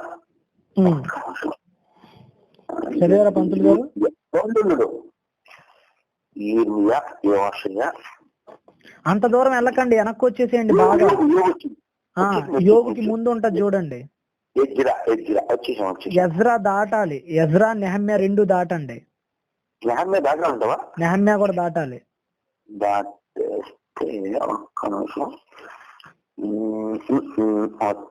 వచ్చింది ఈయన పేరు అహశ్వేరోషు. ఈయన గ్రీకు లో జెర్సస్ అంటారు, పర్షియాలో క్షవర్ష అంటారు, ఈయన్ని తెలుగులో అహశ్వేరోషు అంటారు. అహశ్వేరోషు గ్రీక్ లో అయితే జెర్సస్ అంటారు. అసలు మూల భాష అయిన పర్షియాలో క్షవర్ష అంటారు. ఈయన్ని సెమెటిక్ లాంగ్వేజెస్ ఇవన్నీ కూడా. 1వ అధ్యాయం 1వ వచనం చదవండి. అహశ్వేరోషు జన్మంలో జరిగిన చరిత్ర హిందూ దేశం మొదలుకుని కూషి దేశం వరకు 127 సంవత్సరాలను అహశ్వేరోషు. ఇప్పుడు ఎక్కడి నుంచి ఎక్కడ దాకా వెళ్ళాడు అంటే, భారతదేశం గురించి బైబిల్లో ఉందంటే ఉంది, హిందూ దేశం మొదలుకొని అన్నాడు అక్కడ. హిబ్రూలో కూడా అక్కడ హోద్దు అనే పేరు ఉంటుంది. హోద్దు అని పిలుస్తారు వాళ్ళు హిందువుల్ని. పర్షియా వాళ్ళు హిందూ అని పిలిస్తే హిబ్రూలు హొద్దు అని పిలుస్తారు. హొద్దు అని పిలుస్తారు వాళ్ళు. కాబట్టి హిందూ దేశం ఇంతే కదా, 8వ అధ్యాయంలో కూడా తగిలిద్ది మీకు ఇదే హిందూ దేశం పేరు. అది కాబట్టి ఒకవేళ పంతులు గారు మీ గ్రంథాల్లో హిందూ దేశం పేరు ఉందో లేదో తెలియదులే, కానీ నాకైతే బైబిల్ గ్రంథంలో ఇది హిందూ దేశం అని ఉంది. అది కూడా చూపించనా? 8వ అధ్యాయం 17వ వచనం చూడండి. 17 కాదు, 9వ వచనం చదవండి. 8వ అధ్యాయం 9.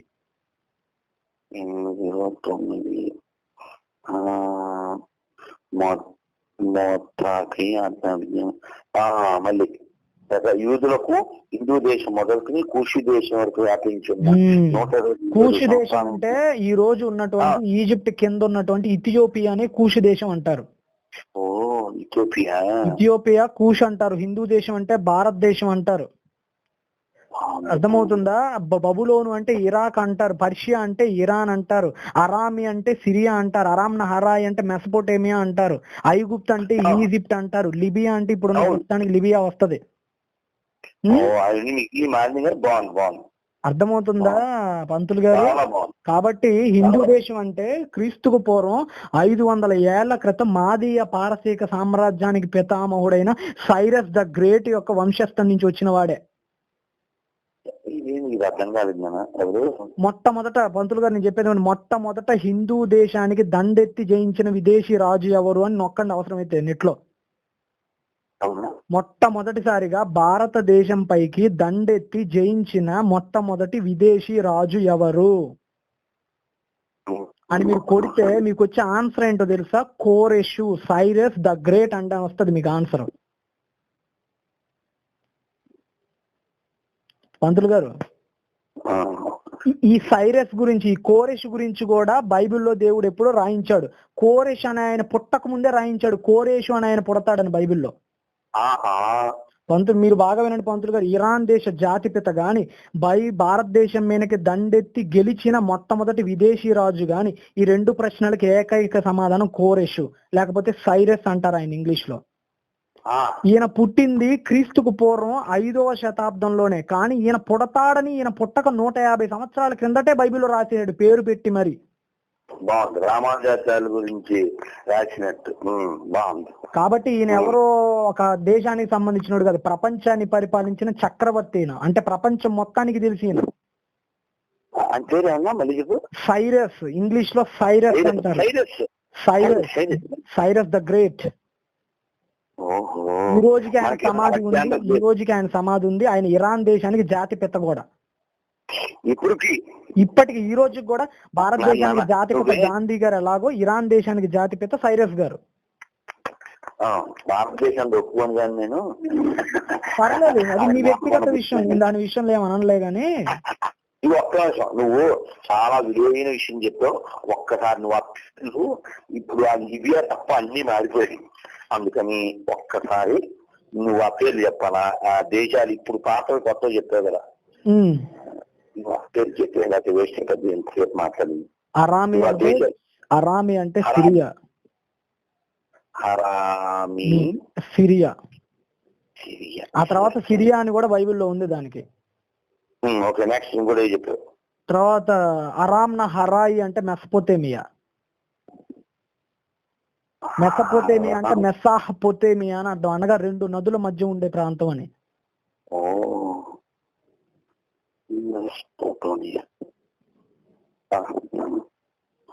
బబులోను అంటే ఇరాక్ దేశం వస్తుంది. బబులోను అంటే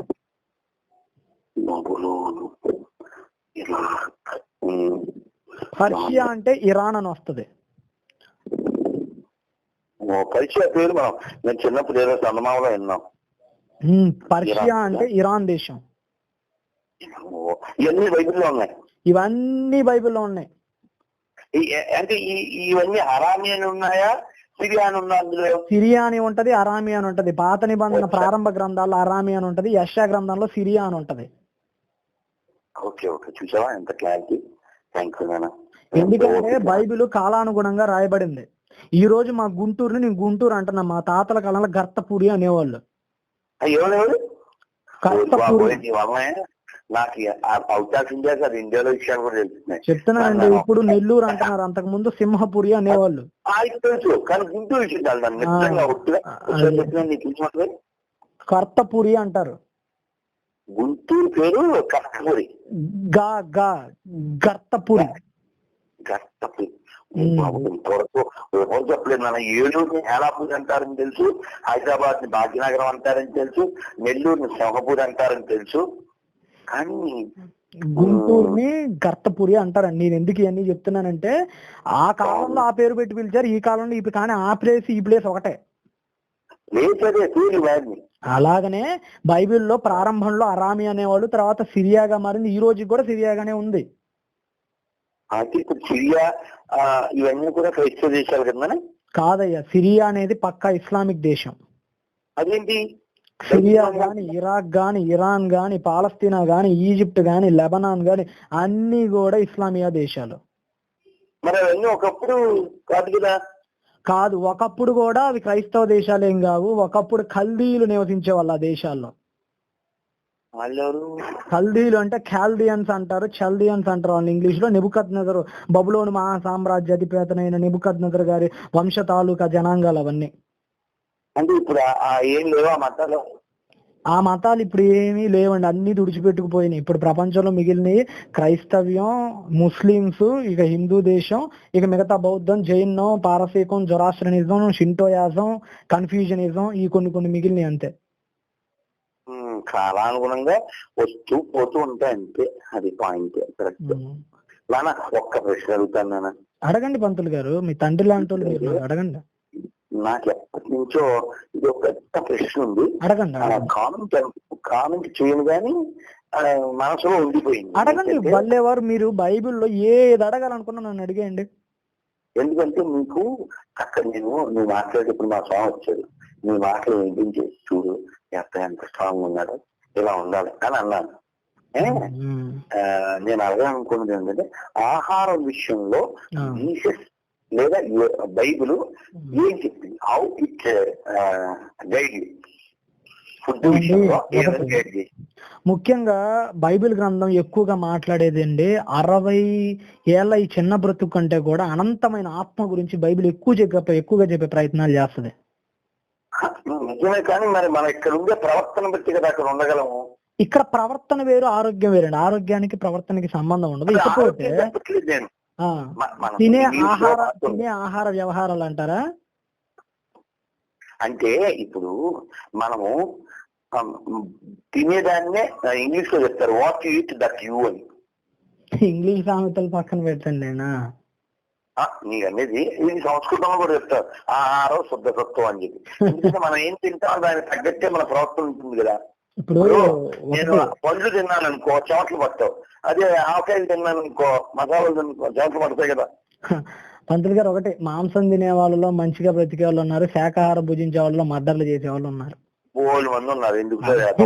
తిండిని బట్టి మనం అంచనా వేసుకున్నా గానీ చాలా ప్రమాదం. ఎందుకంటే నేను ఒప్పుకుంటా, కానీ నేననేది ఫుడ్ విషయంలో అంటే ఉదాహరణకు భగవద్గీత ఉందనుకో 17వ అధ్యాయంలో మీరు రజోగుణం కలిగి ఉన్నవాడు ఏది ఇష్టపడతాడు, సత్వగుణం ఉన్నవాడు ఏది తీసుకుంటాడు, తమోగుణం ఉన్నవాడు ఏది తీసుకుంటాడు. ఉదాహరణకి బాగా వేడిగా ఉండేది, బాగా కారంగా ఉండేది, బాగా ఉండేది. పంతులు గారు మీరు మంచి మాట అన్నారు, నేను మాట చెప్తాను.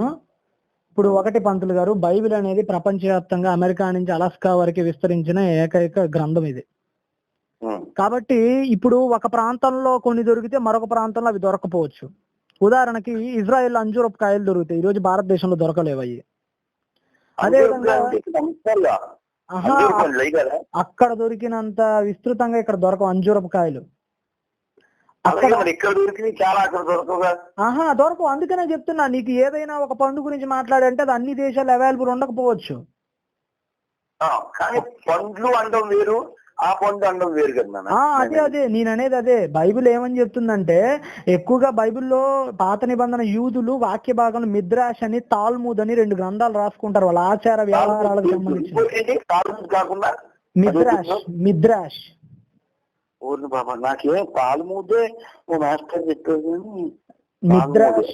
మిద్రాష్ అని, తాల్ముద్ అని చాలా ఉంటాయి. వాటిలో వాళ్ళ ఆచార వ్యవహారాలు, వాళ్ళ తిండి గురించినటువంటి అనేక మాటలు దేవుడు వాటిలో రాయిస్తాడు.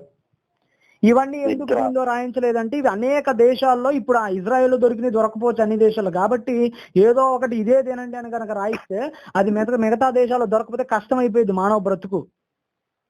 కాబట్టి దేవుడు యూనివర్సల్ గా ఆలోచించి, నాయన మీ చాయిస్, కానీ ఏదైనా మంచి ఆహారం భుజించుడి అని మాత్రం బైబిల్లో ఉంది. కానీ కొన్ని నిషేధాలు కూడా చెప్పారు కదా. వేటి గురించి? తిండి విషయంలో. అంటే లేవీకాండం 5వ అధ్యాయం నుంచి ఇప్పుడు బైబిల్లో గబ్బిలాలను తినొద్దని చెప్పిందండి. ఎబోలా వచ్చింది గబ్బిలాల వల్లే. ఇప్పుడు ఒకసారి మీరు లేవీకాండం తీయని చెప్తాను. లేవీకాండం తీసారా? లేవీకాండము 11వ అధ్యాయాన్ని కనుక చూస్తే, లేవీకాండము 11వ అధ్యాయం 13వ వచనం.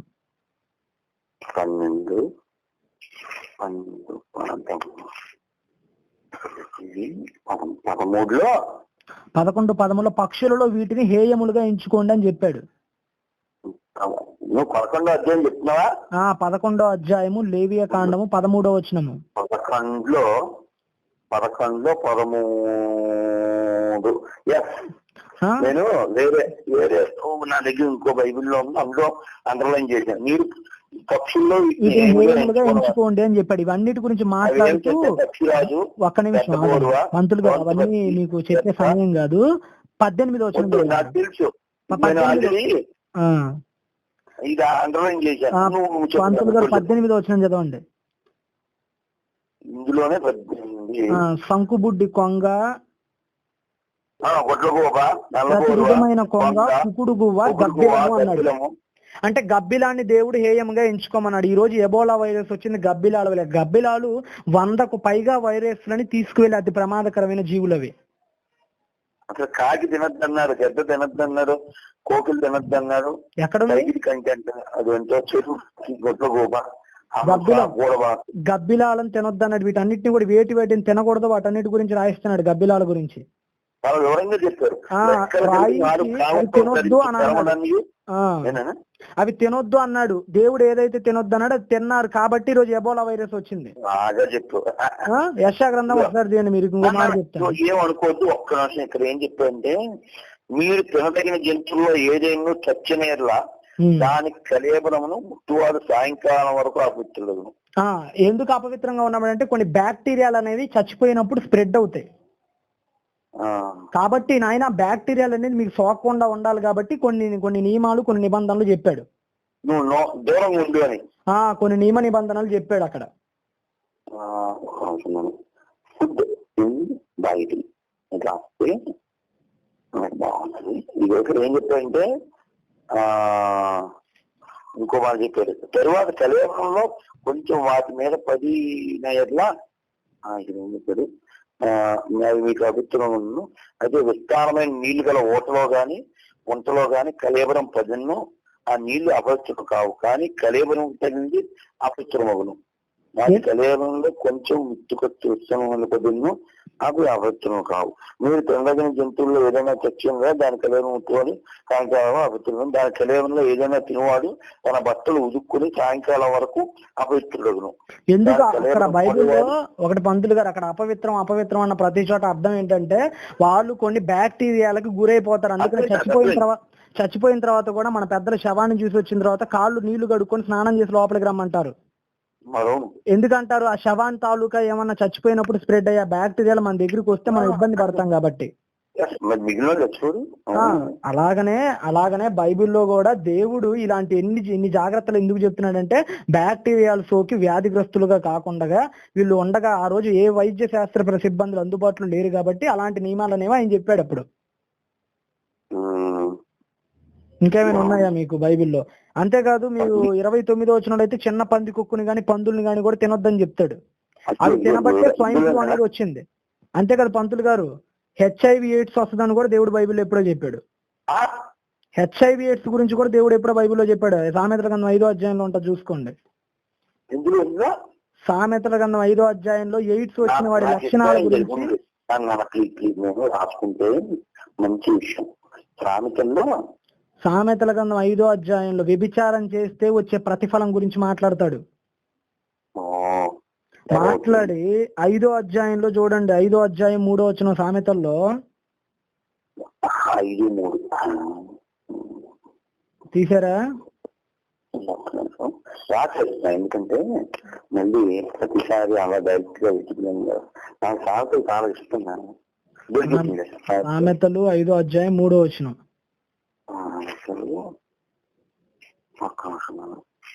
ఎందుకంటే భగవంతుడు ఒక్కొక్క దానికి 2 3 ఇది 7 వచ్చాం 5 3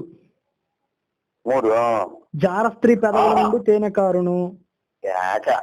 చెప్పి నుంచి కొట్టాడు కదా, చెప్పేది అదే వినండి. జార స్త్రీ పెదవుల నుండి తేనెగారును, దాని నోటి మాటలు నూనె కంటే నునిపోయినవి అని మాట్లాడుతూ 8వ వచనంలో ఏమంటాడు చూడండి, జార స్త్రీ యొద్ద నుండి ఛాయకు పోక నీ మార్గము దానికి దూరంగా చేసుకోమని చెప్తాడు. ఒక్క మాట, నువ్వేమనుకోవచ్చు, ఇలాంటి మంచి విషయాలు ఎందుకు పెట్టాలన్నా?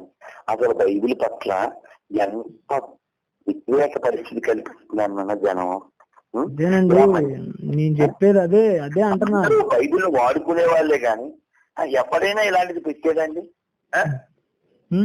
చూడండి నువ్వు నా మాట ఒకసారి, నువ్వు నీతి కలిగినవాడు కాబట్టి నువ్వు గణేష్ అనే పేరుని చక్కగా మార్చుకుని నువ్వు దొంగేట లేకుండా మోసం చేయకుండా నిన్ను మోసం చేసుకోకుండా బతుకుతున్నావు.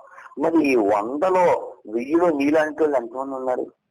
అంతా ఎవరో చెప్పారా ఇల్లే. ఆడేమో సర్టిఫికెట్లు హిందువు, పేరు చూస్తూ హిందువు, మళ్ళీ నీ ప్రసాదం తినలేను, మీ దేవుడు సైతాను. ఎంత దారుణం అంటే వెంకటేశ్వర ఇక్కడ తిరుమలలో టీటీడీలో పనిచేస్తారు, ప్రసాదం పట్టుకెళ్తే తినరు.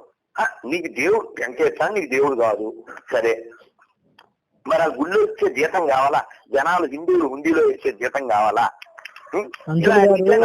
పంతులు గారు ఒకటండి, ఇప్పుడు గ్రంథం మంచిది, ఒకవేళ గ్రంథాన్ని ఇప్పుడు బైక్ ఉందండి, బైక్ ని చక్కగానే తయారు చేస్తాడు కంపెనీ వాడు, కానీ తోలేవాడిది యాక్సిడెంట్ అయింది అనుకో, తప్పు బైక్ దా తోలేవాడిదా?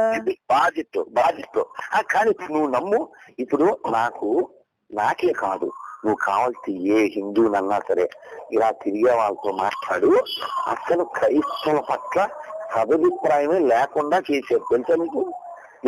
పట్ల సదాభిప్రాయం లేకుండా చేశారు వీళ్ళ దిక్కుమాల ప్రవర్తనతో తెలుసా? అదేనండి యేసు ప్రభు ఒకటే అన్నాడు. ఇప్పుడు నువ్వు ఎలా మాట్లాడావు? ఎక్కడైనా స్లిప్ అయ్యావా? వయసులో చిన్నోడు. ఇప్పుడు రైల్లో కలిసిన డాక్టర్ గారికి నీకు వయసు సగం తేడా, మరి బుద్ధిలో నువ్వు అనుకున్నావు చెప్పు. ఇప్పుడు నేను ఆయన దేవుడి గారు ఏమంటే బొత్తి ఎందుకు పెట్టుకోలేదు అన్నాను అంటే నువ్వు ఎంత బాగా మాట్లాడుతున్నావు. ఆయన అలా పెరసరంగా మాట్లాడబట్టి నా గౌరవం కలుగుద్దా చెప్పు. అంతే కదా ఇంతసేపు మనం ఇదిగో ఎంతసేపు 58 నిమిషాలు అంటే గంట సేపు మాట్లాడాము. ఎక్కడైనా నీ వాయిస్ గాని నా వాయిస్ గాని పెరిగిందా? ఎక్కడ రైజ్ అవ్వలేదు కదా, కోపాలు రాలేదుగా. ఎందుకు రాలేదు తెలుసా? అది నీ సంస్కారం కాబట్టి తెలుసా. మరి మధ్యాహ్నం ఒకరు ఫోన్ చేశారు కడప నుంచి, మాట్లాడేది కదా అని కట్ చేసింది. పంతులు గారు సరే, చాలా సంతోషం. మీకు ఇంకా ఇలాంటి విషయాలు చేయాలంటే అలసిపోయేంత వరకు తెల్లారులు కూర్చున్నా బైబిల్ గొప్పతనం గురించి చెప్పటం అసాధ్యం. అన్ని విషయాలు బైబిల్ ఉన్నాయి. కాకపోతే నేను ఒకటే చెప్తున్నానండి, మీరు దయచేసి మీరు అన్న మాటలు మీరు వెనక్కి తీసుకుంటారా? యెహోవా దేవుని రౌడీ అన్నారు, అంతేకాదు బైబిల్ ని బ్యాన్ చేయాలన్నారు. మరి ఇప్పుడు మీరు ఒప్పుకుంటున్నారు కదా బైబిల్లో చాలా మంచి విషయాలు ఉన్నాయని. చాలా ఉన్నాయి. మరి నాకు వాళ్ళ గురించి నాకు అనవసరం, నా మనోభావం దెబ్బతినింది. ఇప్పుడు నన్ను మీరు క్షమాపణ కోరగలుగుతారా? ఇదిగో నేను ఎంత చిన్నవాడినైనా సరే నా తప్పు ఉంటే ఖచ్చితంగా అంగీకరిస్తా. నాకు కూడా వద్దండి. మీరు ఎవరినైతే తిట్టారో మహానుభావుడు, ఆ దేవుణ్ణి అడగండి చాలు క్షమాపణ. ఖచ్చితంగా. నేను ఒక్కటి మాత్రం చెప్తానండి, ప్రపంచంలో నువ్వు నమ్ము, నేను ఇందాక గుళ్ళోంచి వస్తూ కూడా మా గురువు గారికి ఏమని దండం పెట్టుకున్నాను తెలుసా? గురుగారు నా వలన మేలే జరగాలి తప్ప ఎవరికి కీడు జరగకూడదు, నన్ను అలా తీర్చిదిద్దండి అని దండం పెట్టుకున్నాను. చాలా మంచి పని. ఇప్పుడు పంతులు గారు ఒకటి, పంతులు అంటే కూడా సమాజంలో ఎలాంటి అభిప్రాయాలు ఉన్నాయంటే వాళ్ళు ఏదో తేరగా కూర్చొని గొల్లలో వచ్చే చందాతో బతికేస్తున్నారు. ఇప్పుడు అందుకని అందరి పంతులను అలా ట్రీట్ చేయడం సబబు కాదు కదా. కాదు, అలాగనే క్రైస్తవ్యంలో కూడా చాలా మంది చీడ పురుగులు ఉంటారు. అందుకని బైబిల్ ని కూడా తప్పు పట్టడం మంచిది కాదు. అది నా బాధ. నేను ఒప్పుకుంటా. ఇందాక మధ్యాహ్నం నాతో మాట్లాడిన గుంటూరు అబ్బాయి ఏం పేరు విజయ్, నాకు అర్థమైంది గురువు గారు, నేను మీ అబ్బాయి అంటుంది, నాకేమర్థమైందంటే నీకు బైబిల్ వల్ల కాదు ఇంత బ్యాడ్ ఒపీనియన్ వచ్చిందంతా కూడా నీకు కలిసిన మనుషుల వల్లనే కలిగింది అన్నాడు. అంతేనండి. ఇప్పుడు యేసుప్రభు ఒక మాట అన్నాడు, పంతులు గారు ఫైనల్ గా మాట చెప్తాను. యేసుప్రభు ఏమన్నాడంటే నా నామము ఏళ దూషింపబడుతుంది మీ నిమిత్తమే కదా అని ఆయన క్రైస్తవులను అన్నాడు ఆయన. చూసావా? కాబట్టి నువ్వు నమ్మునా? అసలు నాకు ఇవాళ 4 ఫోన్ చేశారు, 5 ఫోన్ చేశారు, 2 చాలా చందాలం. అది ఇక నేను ఎత్తాను కానీ మరి 3 ఫోన్ చేశారు. నువ్వు గుంచురా, అబ్బాయి గుంచురా, ఇంకొక ఆయన ఎవరో ఏదది ప్రకాశం జిల్లా, ఎంత పద్ధతిగా మాట్లాడారు. ఆ ప్రకాశం జిల్లా ఆయన అయితే స్వామి మీరు నా పెళ్లికి రావాలన్నాడు. చాలా సంతోషం. నేను ఒకటే చెప్తున్నానండి, ఇప్పుడు మీ వల్ల యూట్యూబ్ లో చూసిన చాలా మంది క్రైస్తవులు ఇబ్బంది పడ్డారు. మీరు మళ్ళా మంచిగా మాట్లాడి యూట్యూబ్ లో పెడితే మేము చాలా సంతోషిస్తాం, మీకు ఇంకా మేము సపోర్ట్ కూడా చేస్తాం. ఖచ్చితంగా. మీరు మాట్లాడిన ఏమంటారంటే మేము క్షమాపణలు కూడా మాకేం అవసరం లేదండి, మీరు అదంతా అవసరం. నేను బైబిల్ మీద తప్పుడు ఒపీనియన్ పడ్డాను, కానీ నాకు చాలా మంది ఫోన్లు చేశారు, మరి ముఖ్యంగా పలానా వాళ్ళు, నాకు కొంత బైబిల్ గురించి అర్థమైంది, ఇలా ఈ మాట నేను ఉచ్చరించినందుకు నన్ను క్షమించగలరు అని ఒక చిన్న క్షమాపణ కనుక చెప్పగలిగితే క్రైస్తవ సమాజం మిమ్మల్ని నెత్తిన పెట్టుకొని చూసుకుంటది. లేదనుకోండి మీ ఇష్టం, నాదేమున్నదు, నా ఓటోడు అంటే వదిలేస్తారు. క్రైస్తవులు చాలా మంది ఉన్నారు, వాళ్ళు కేసులు పెట్టారంటే సొమోటోగా తీసుకున్నారంటే కోర్టు దాకా వెళ్తారు. ఇప్పుడు నేను తప్పు చేస్తే ఎంత చిన్నవారి దగ్గరైనా నేను క్షమాపణ చెప్తాను, ఎందుకంటే నేను ఫేర్ గా ఉండడానికి ఇష్టపడతాను. తప్పు తమ్ముడిదైనా సరే దాన్ని క్షమించకూడదు. నేను చెప్పేది అదేనండి, మీరు బైబిల్ గొప్పది, బైబిల్ మంచిగానే ఉంది, నేనే అపార్థం చేసుకున్నానని కనుక మీరు యూట్యూబ్ లో పెట్టగలిగితే మీకు ఎప్పటికీ మీ హిందువులు మీకు అండగా ఉంటారో లేదు మాకు తెలియదులే, కానీ వాక్య ప్రకారంగా మేము ఎప్పుడు మీకు అండగా ఉంటాం. కాబట్టి పంతులు గారు, క్రైస్తవ సమాజం చాలా మంచిదండి. వివేకానందులు గారు కూడా అదే అన్నారు, నేను గనక యేసుక్రీస్తు గారి కాలంలో గనక పుట్టి ఉంటే అపోస్తులు కాబట్టి నీళ్లతో గడిగారా, నేనైతే రక్తంతో గడిగేవాడిని చెప్పాడు. రామకృష్ణ పరమహంస గారు కూడా అదే చెప్పారు. చాలా మంది, ఒక బ్రాహ్మణుడి నుంచి మారిన వాడు ఆర్ఆర్కే మూర్తి గారు, ఆయన చెప్పాడు, నేను బైబిల్ని తప్పు పట్టాలని చదివాను, కానీ బైబిల్ నాలో ఉన్న తప్పులు పట్టేసిందని చెప్పాడు.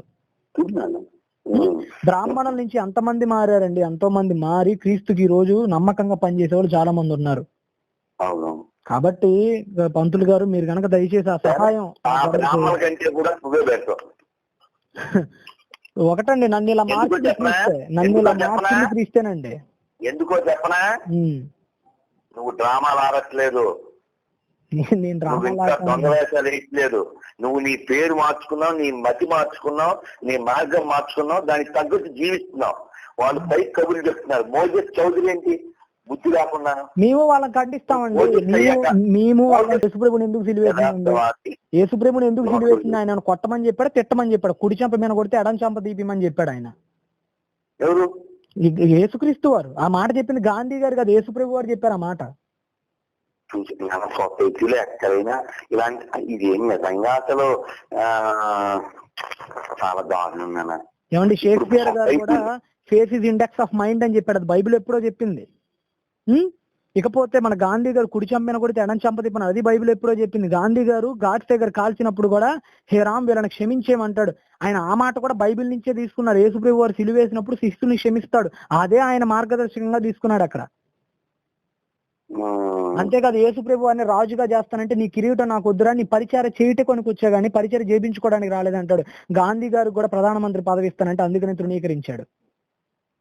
గాంధీ గారి జీవితంలో జరిగిన అనేక విషయాలు యేసుక్రీస్తు వారిని మార్గదర్శకంగా తీసుకున్నాడు. అందుకని గాంధీ గారు కూడా అంటారు, నాకు యేసుక్రీస్తు అంటే ఇష్టం, కానీ క్రైస్తవులుగా ఉన్న వాళ్ళు నాకు ఇష్టం లేదని చెప్తాడు ఆయన. మీలాంటి మాట ఆయన. ఎందుకన్నాడు తెలుసా, అలాగ మారిపోయింది కొన్నాళ్ళ క్రైస్తవ్యం. నేను ఇందాక చెప్పినట్లుగా బండిది తప్పదు, దాన్ని డ్రైవ్ చేసినోడి తప్పైద్ది. బండిది తప్పు కాదు, దాన్ని డ్రైవ్ చేసినోడి తప్పైద్ది. అలాగనే ఒకవేళ క్రైస్తవ్యంలో కొంతమంది చీడ పురుగులుగా నిలబడితే ఏమనుకోవద్దు. ఒక్కసారి ప్లీజ్ చెప్పండి, ఒక్కసారి. కానీ ఒక్కసారి మాత్రం నీ వల్ల నాకు అర్థమైంది ఏంటంటే, ఎంత మంచి కూడా సంక్రాంతి పోతున్నాను ఎడవల వలన. చూడు అసలు నాకు ఎంత బాగా చెప్పాను, ఒక్కరు లేదు మన. అందరూ ఎప్పుడు పైకి చేద్దామా, ఎప్పుడు ద్వేషిద్దామా, ఎప్పుడు విమర్శ చేద్దామా, ఎప్పుడు ఉమ్మేస్తా, ఇదే పరిస్థితి. నాకు ఏ పిక్చర్ వచ్చిందంటే, చర్చికి వెళ్ళే వాళ్ళు, బైబిల్ చదివే వాళ్ళు సొసైటీకి ఎలాంటి ద్వేషాన్ని పెంచుతున్నారు, ఇదే పిక్చర్ ఇచ్చారు. మేము అందరూ మధ్యాహ్నం నాకు ఒకటి మాత్రం హ్యాపీగా ఉంది చెప్తా, ఈ పోస్ట్ నేను పెద్ద మంచి పనే అనిపించింది. ఇప్పుడు ఒక రకంగా మంచిదే, కానీ మీరు మరొక పోస్ట్ మధ్యాహ్నం విజయ్ దొరకడు, మా ప్రవీణ్ దొరకడు, నాకు ఎంతవరకు ఒట్టుగా చెప్తున్నా మా ఆనంద్ అంటే నాకు బైబిల్ ఇచ్చిన నా ఫ్రెండ్, వాడు నేను వాడితో ఆడేవాళ్ళం. ఇప్పుడు నాకు బ్రాహ్మణ సోదరుడు సాయి గణేష్ ఒక ఫ్రెండ్ ఉండేవాడు అండి. ఆయన కూడా నాకేం చెప్పాడంటే, అరే బ్రాహ్మణుల మీద ఎందుకురా ఇంత జోక్గా, ఇప్పుడు బ్రాహ్మణుడు అంటే చాలా జోక్గా తీసుకుంటున్నారు సమాజంలో. నిజం కదండి. ఆ పిలక గాని ఆ యొక్క పొట్ట గురించి గాని అభిప్రాయించే ఆ వర్ణన అనేది చాలా కించపరిచే విధంగా ఉంది బ్రాహ్మణ సోదరుల్ని. ఇదన్నీ ఎందుకు జరుగుతుందిరా అంటే అతను ఏం చెప్పాడంటే అనేక కారణాలు చెబుతూ, ఆ సినిమాలో బ్రహ్మానందం ఉన్నోడు ఎక్కువగా మమ్మల్ని ఫూల్ చేశాడు, ఆడి వల్ల ఇలా జరిగిందని చెప్పాడు. అది కూడా అలాగే నేను చెప్పేది కూడా ఏంటంటే, అంటే ఎవడో ఒకటి వల్ల ఒక సమాజానికి చెడ్డ పేరు వస్తుంది.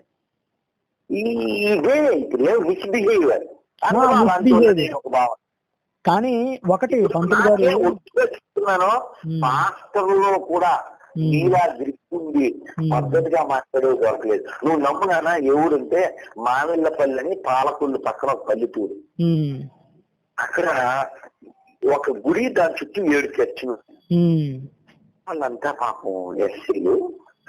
అయితే ఎక్కువ మంది మతం మారారు, మరి మారారు. వాడు ఎవడో పాస్టర్ వేరే ఊరి నుంచి వచ్చాడంట. వాడు వచ్చి మైక్లో ఆ గుడి ముందు, అక్కడ గుడి మధ్యలో రోడ్డు, వీళ్ళు చర్చి, విగ్రహాలు చేసేవాళ్ళంత వ్యభిచారులతో సమానం అన్నాడంట. అంటే ఏమండి, నేను ఒకటే చెప్తాను, అలా అంటే అతను వాళ్ళేమో ఎక్కువ మంది ఉన్నారు క్రైస్తవులు. పాపం వీళ్ళు బాధపడి, నేను వేరే ఊళ్ళో పక్కన ఒక పల్లెటూరులో ఉంటే అక్కడికి వచ్చి, స్వామి గారు ఇలా మాట్లాడాడండి, విగ్రహాలు చేసేవాళ్ళు ఇలాగని చెప్పేది, వాడు వేరే ఊరు, మేము వాడిని అడగడానికి పోతే మా ఊరోళ్ళు వాడిని పంపించేశారు అనేసి అన్నాను. అన్నాను దమ్మన్నాను. నేను వెళ్ళి ఎక్స్ప్లెయిన్ చేశాను. నాన్న, ఇప్పుడు ప్రకృతిలో 5 వేళ్ళు సమానంగా ఉంటాయా? ఉండవు కదా. అందరూ ఒకే రంగు ఉంటారా? ఉండరు కదా. అందరికి ఒకే సైజు పొడుగు ఉండరు కదా. అలాగే ఒక్కొక్కరికి మనోస్థాయికి ఒక్కొక్కటి ఉంటుంది. అందరూ బడిలోకి వెళ్ళగానే పిహెచ్డీ అయిపోతారా? అవరు కదా. కాబట్టి నువ్వు అనుకునే దేవుడు గొప్పవాడైతే మంచిదే, కానీ నువ్వు నీది చెప్పడం మానేసి నువ్వు విగ్రహం చేసేవాడిని ఇలా అన్నావు. నేను ఆ మైక్ లోనే చాలా తప్పండి, అది చాలా తప్పు. నేను కూడా చాలా సందర్భాల్లో క్రైస్తవుల్ని నేను ఖండించిన రోజులు ఉన్నాయి. అది చాలా తప్పు. ఒకటండి, నీ తండ్రి, మీరు మాట అన్నారు కదా, నీ తండ్రి నీకు గొప్ప, నా తండ్రి నాకు గొప్ప. అలాగనే ఒకవేళ నిజంగా యేసుప్రభు ఏం చెప్పాడంటేనండి, మీరు సర్వలోకానికి వెళ్ళి సర్వ సృష్టికి సువార్త ప్రకటించండి, తిట్టమని చెప్పాల, ప్రకటించండి. ఒకవేళ వాళ్ళు స్వీకరించారా, ఓకే, వెరీ గుడ్. స్వీకరించలేదు, వదిలేసి వచ్చేది అని అన్నారు. మీరు వాళ్ళని దూషించండి, వాళ్ళ మీద నిప్పులు దేవుడు. నేను పోస్ట్ పెట్టాను ఒక 2 నెలల క్రితం. ఇప్పుడు ఏమని పెట్టానంటే, ఎవరు పెట్టాను చూడు, ఒక్క నిమిషం. నిజమైన హిందువులారా, క్రైస్తవ మత ప్రచారకులు మీ ఊర్లలోకి ప్రచారానికి వస్తే అడ్డుకోకండి. వారి ప్రచార హక్కును అడ్డుకునే హక్కు మనకు లేదు. మీకు రోషం, పౌరుషం, సిగ్గు, శరం, ధర్మం పట్ల బాధ్యత ఉంటే మీరు మీ ధర్మ ప్రచారం చేయండి. వెరీ గుడ్, వెరీ గుడ్ అండి. అది నిజంగా వాళ్ళు బయటకు పంచితే మీరు భౌతికత పంచండి, వాళ్ళు ప్రార్థన చేస్తే మీరు భజన చేయండి, అంతే. వాళ్ళు మంచికి వస్తే మీరు వాళ్ళ ఇంటికి వెళ్ళండి. సమాజానికి ఎప్పుడైనా అండి మంచిని ప్రకటిస్తేనే వాళ్ళు మారతారు తప్ప, నేను దూషించుకొని నన్ను నువ్వు దూషించుకుంటే అసలు ఎవడో మారడు. ఈ నాన్ సెన్స్ ఏంటి అసలు నాకు అర్థం కాదు. నేనేమంటే మా నాన్నగారు లేరు నాన్న. మా నాన్నగారు కాలం చేసేప్పుడే 17 ఏళ్ళు అయింది. కానీ మా నాన్న అంటే నాకు చాలా ఇష్టం. మా నాన్న కలుసుకుంటే చాలా హ్యాపీ అవుతాను. నన్ను అంత బాగా మమ్మల్ని బాగా పెంచారు. సో నేను ఇప్పుడు కూడా మా నాన్న పొగుతాను. లవ్ మై ఫాదర్, అంతే కదా, తప్పేం కాదు కదా. నేను మా నాన్న పొగుడుతూ పక్కింటి నాన్న తిరిగితే కోపమే కదండి. ఏమండి, నేను కూడా పంతులు గారు, నేను కూడా ఒక పోస్ట్ పెట్టాను. నేనేమని పెట్టానంటే, యేసు ప్రభుని తిడితే నాకెంత కోపం వచ్చిద్దో, విగ్రహాలను తిడితే వాళ్ళకి ఎంత కోపం వస్తుంది. బైబిల్లో మొహమ్మద్ ఉన్నాడంటే మాకెంత కోపం వస్తుందో, వేదాల్లో క్రీస్తున్నాడంటే వీళ్ళకి అంతే కోపం వస్తుంది. కాబట్టి క్రైస్తవులారా, మీరు ఎప్పుడు కూడా హైందవ సోదరుల జోలికి వెళ్ళకండి అని నేను పోస్ట్ పెట్టిన రోజులు ఉన్నాయి. నీలాంటోడు నాకు చెప్తున్నాను. మా సత్యబాబు ఉన్నాడు, పాస్టర్ సత్యబాబు గొల్లపూరు. ఏదన్నా బైబిల్లో డౌట్ ఇస్తే నన్ను అడుగుతాడు, ఏమయ్యా నువ్వా పాస్టర్ నేనంటే, గురుగారు మీరు నాకు యేసుప్రభు రూపంలో కనపడ్డారు అంటాడు. ఎందుకంటే నేను ఎప్పుడో కారు వేసుకెళ్తుంటే ఎవరికో ఫిక్స్ వచ్చి పడిపోతే గబవ్వ కారు ఆపి ఆ పిల్లోడి చేతిలో తాళాలు పెట్టి వారికి ఏదో తిండి పెట్టి వాడిని మళ్ళీ ఏదో డబ్బులు ఇచ్చి వాడిని ఆటో ఎక్కించారు. ఇదంతా అతను గమనించాడు. నాకేం తెలుస్తుంది, నేను వెళ్ళిపోతుంటే నన్ను చూసి ఏమండి మీరు ఎక్కడ ఏంటి, కరుణ దయ ఉంటుందని యేసు ప్రభువులో ఉంటుందని నేను విన్నాను, కానీ అలాంటి దయ కలిగిన హృదయాన్ని నేను చూశాను అని ఇంకా అలా ఫ్రెండ్ అయిపోయి అతనికి ఏ ఇబ్బంది వచ్చినా సంతోషం వచ్చినా నేను మీ బ్రదర్ని, మీరు నా దగ్గర రావాలి, మీరు మీ ఇల్లు కట్టుకున్నాను, ఇవన్నీ చెప్తూ ఉంటాడు. ఇలాంటి మంచితనం చాలా దురదృష్టకరం. నేను చెప్తున్నాను, నాకు బైబిల్ ఇచ్చిన మా ఆనందు, మా సత్యబాబు తప్ప మా ఊళ్ళో చిట్టుబాబు అని స్కూల్కి వెళ్ళే వయసు నుంచి ఉన్నారు. కానీ మరి ఆ చిట్టుబాబు మా పెద్దనాన్నగారి షాప్ లో షాప్ పెట్టుకునేవాడు, చెప్పుల షాపు. మాకు ఎప్పుడు మాకు జీసస్ పట్ల వ్యతిరేకత కలిగేలా ఎప్పుడు మాట్లాడలేదు నాన్న. చాలా సౌమ్యుడు, నవ్వుతూ ఉండేవాడు, సైకిల్ వేసుకుని తర్వాత చెప్పుల షాప్ తీసి ఆయన పాస్టర్ అయ్యాడు. మాకెక్కడా హృదయంలో వ్యతిరేకత కలగలేదు నాన్న. నువ్వు నమ్మునానా? ఇప్పుడు తెలుసుకోవాలనుకుంటే ఆయన గొప్పతనం అనేది మీకు అర్థమవుతుంది. ఎనీహౌ నేను ఖచ్చితంగా గుంటూరు వస్తానా, మనం ఒకసారి కలుద్దాం. ఖచ్చితంగా కలవండి. దయచేసి నేను చెప్పినట్లుగా ఏం లేదు, నన్ను ఎవరిని కూడా క్షమాపణ అవసరంలా. మీరు ఎవరినైతే అన్నారో ఆ దేవుడి గురించి, నాయన నేను ఇలా చెప్పగలిగాను, బైబిల్ అనేది గొప్పదని తెలుసుకున్నాను కానీ మీరు చెప్పగలిగితే ఏం లేదు, దానివల్ల చెప్పే క్రైస్తవులుగా మేము ఎప్పుడు మీకు తోడుగా ఉంటాం, అది మాత్రం చెప్పగలుగుతాం. ఈ రోజు మీ మీద నాకు మంచి అభిప్రాయం వచ్చింది, రేపు కనుక యూట్యూబ్ లో మీరు ఇలాగనే కనుక పెట్టగలిగారండి ఒక వీడియో, మా క్రైస్తవులందరూ కూడా మీకు మీ ఊరికి వచ్చి మీకు మంచిగా మాట్లాడి వెళ్తాం, లేకపోతే మా ఇంటికి వచ్చి మీకే మేము ఆతిథ్యం ఇస్తాం. ఓకేనండి? ఓకే పంతులు గారు, చాలా సంతోషం. ఓకే ఓకే ఓకే అన్నమాట.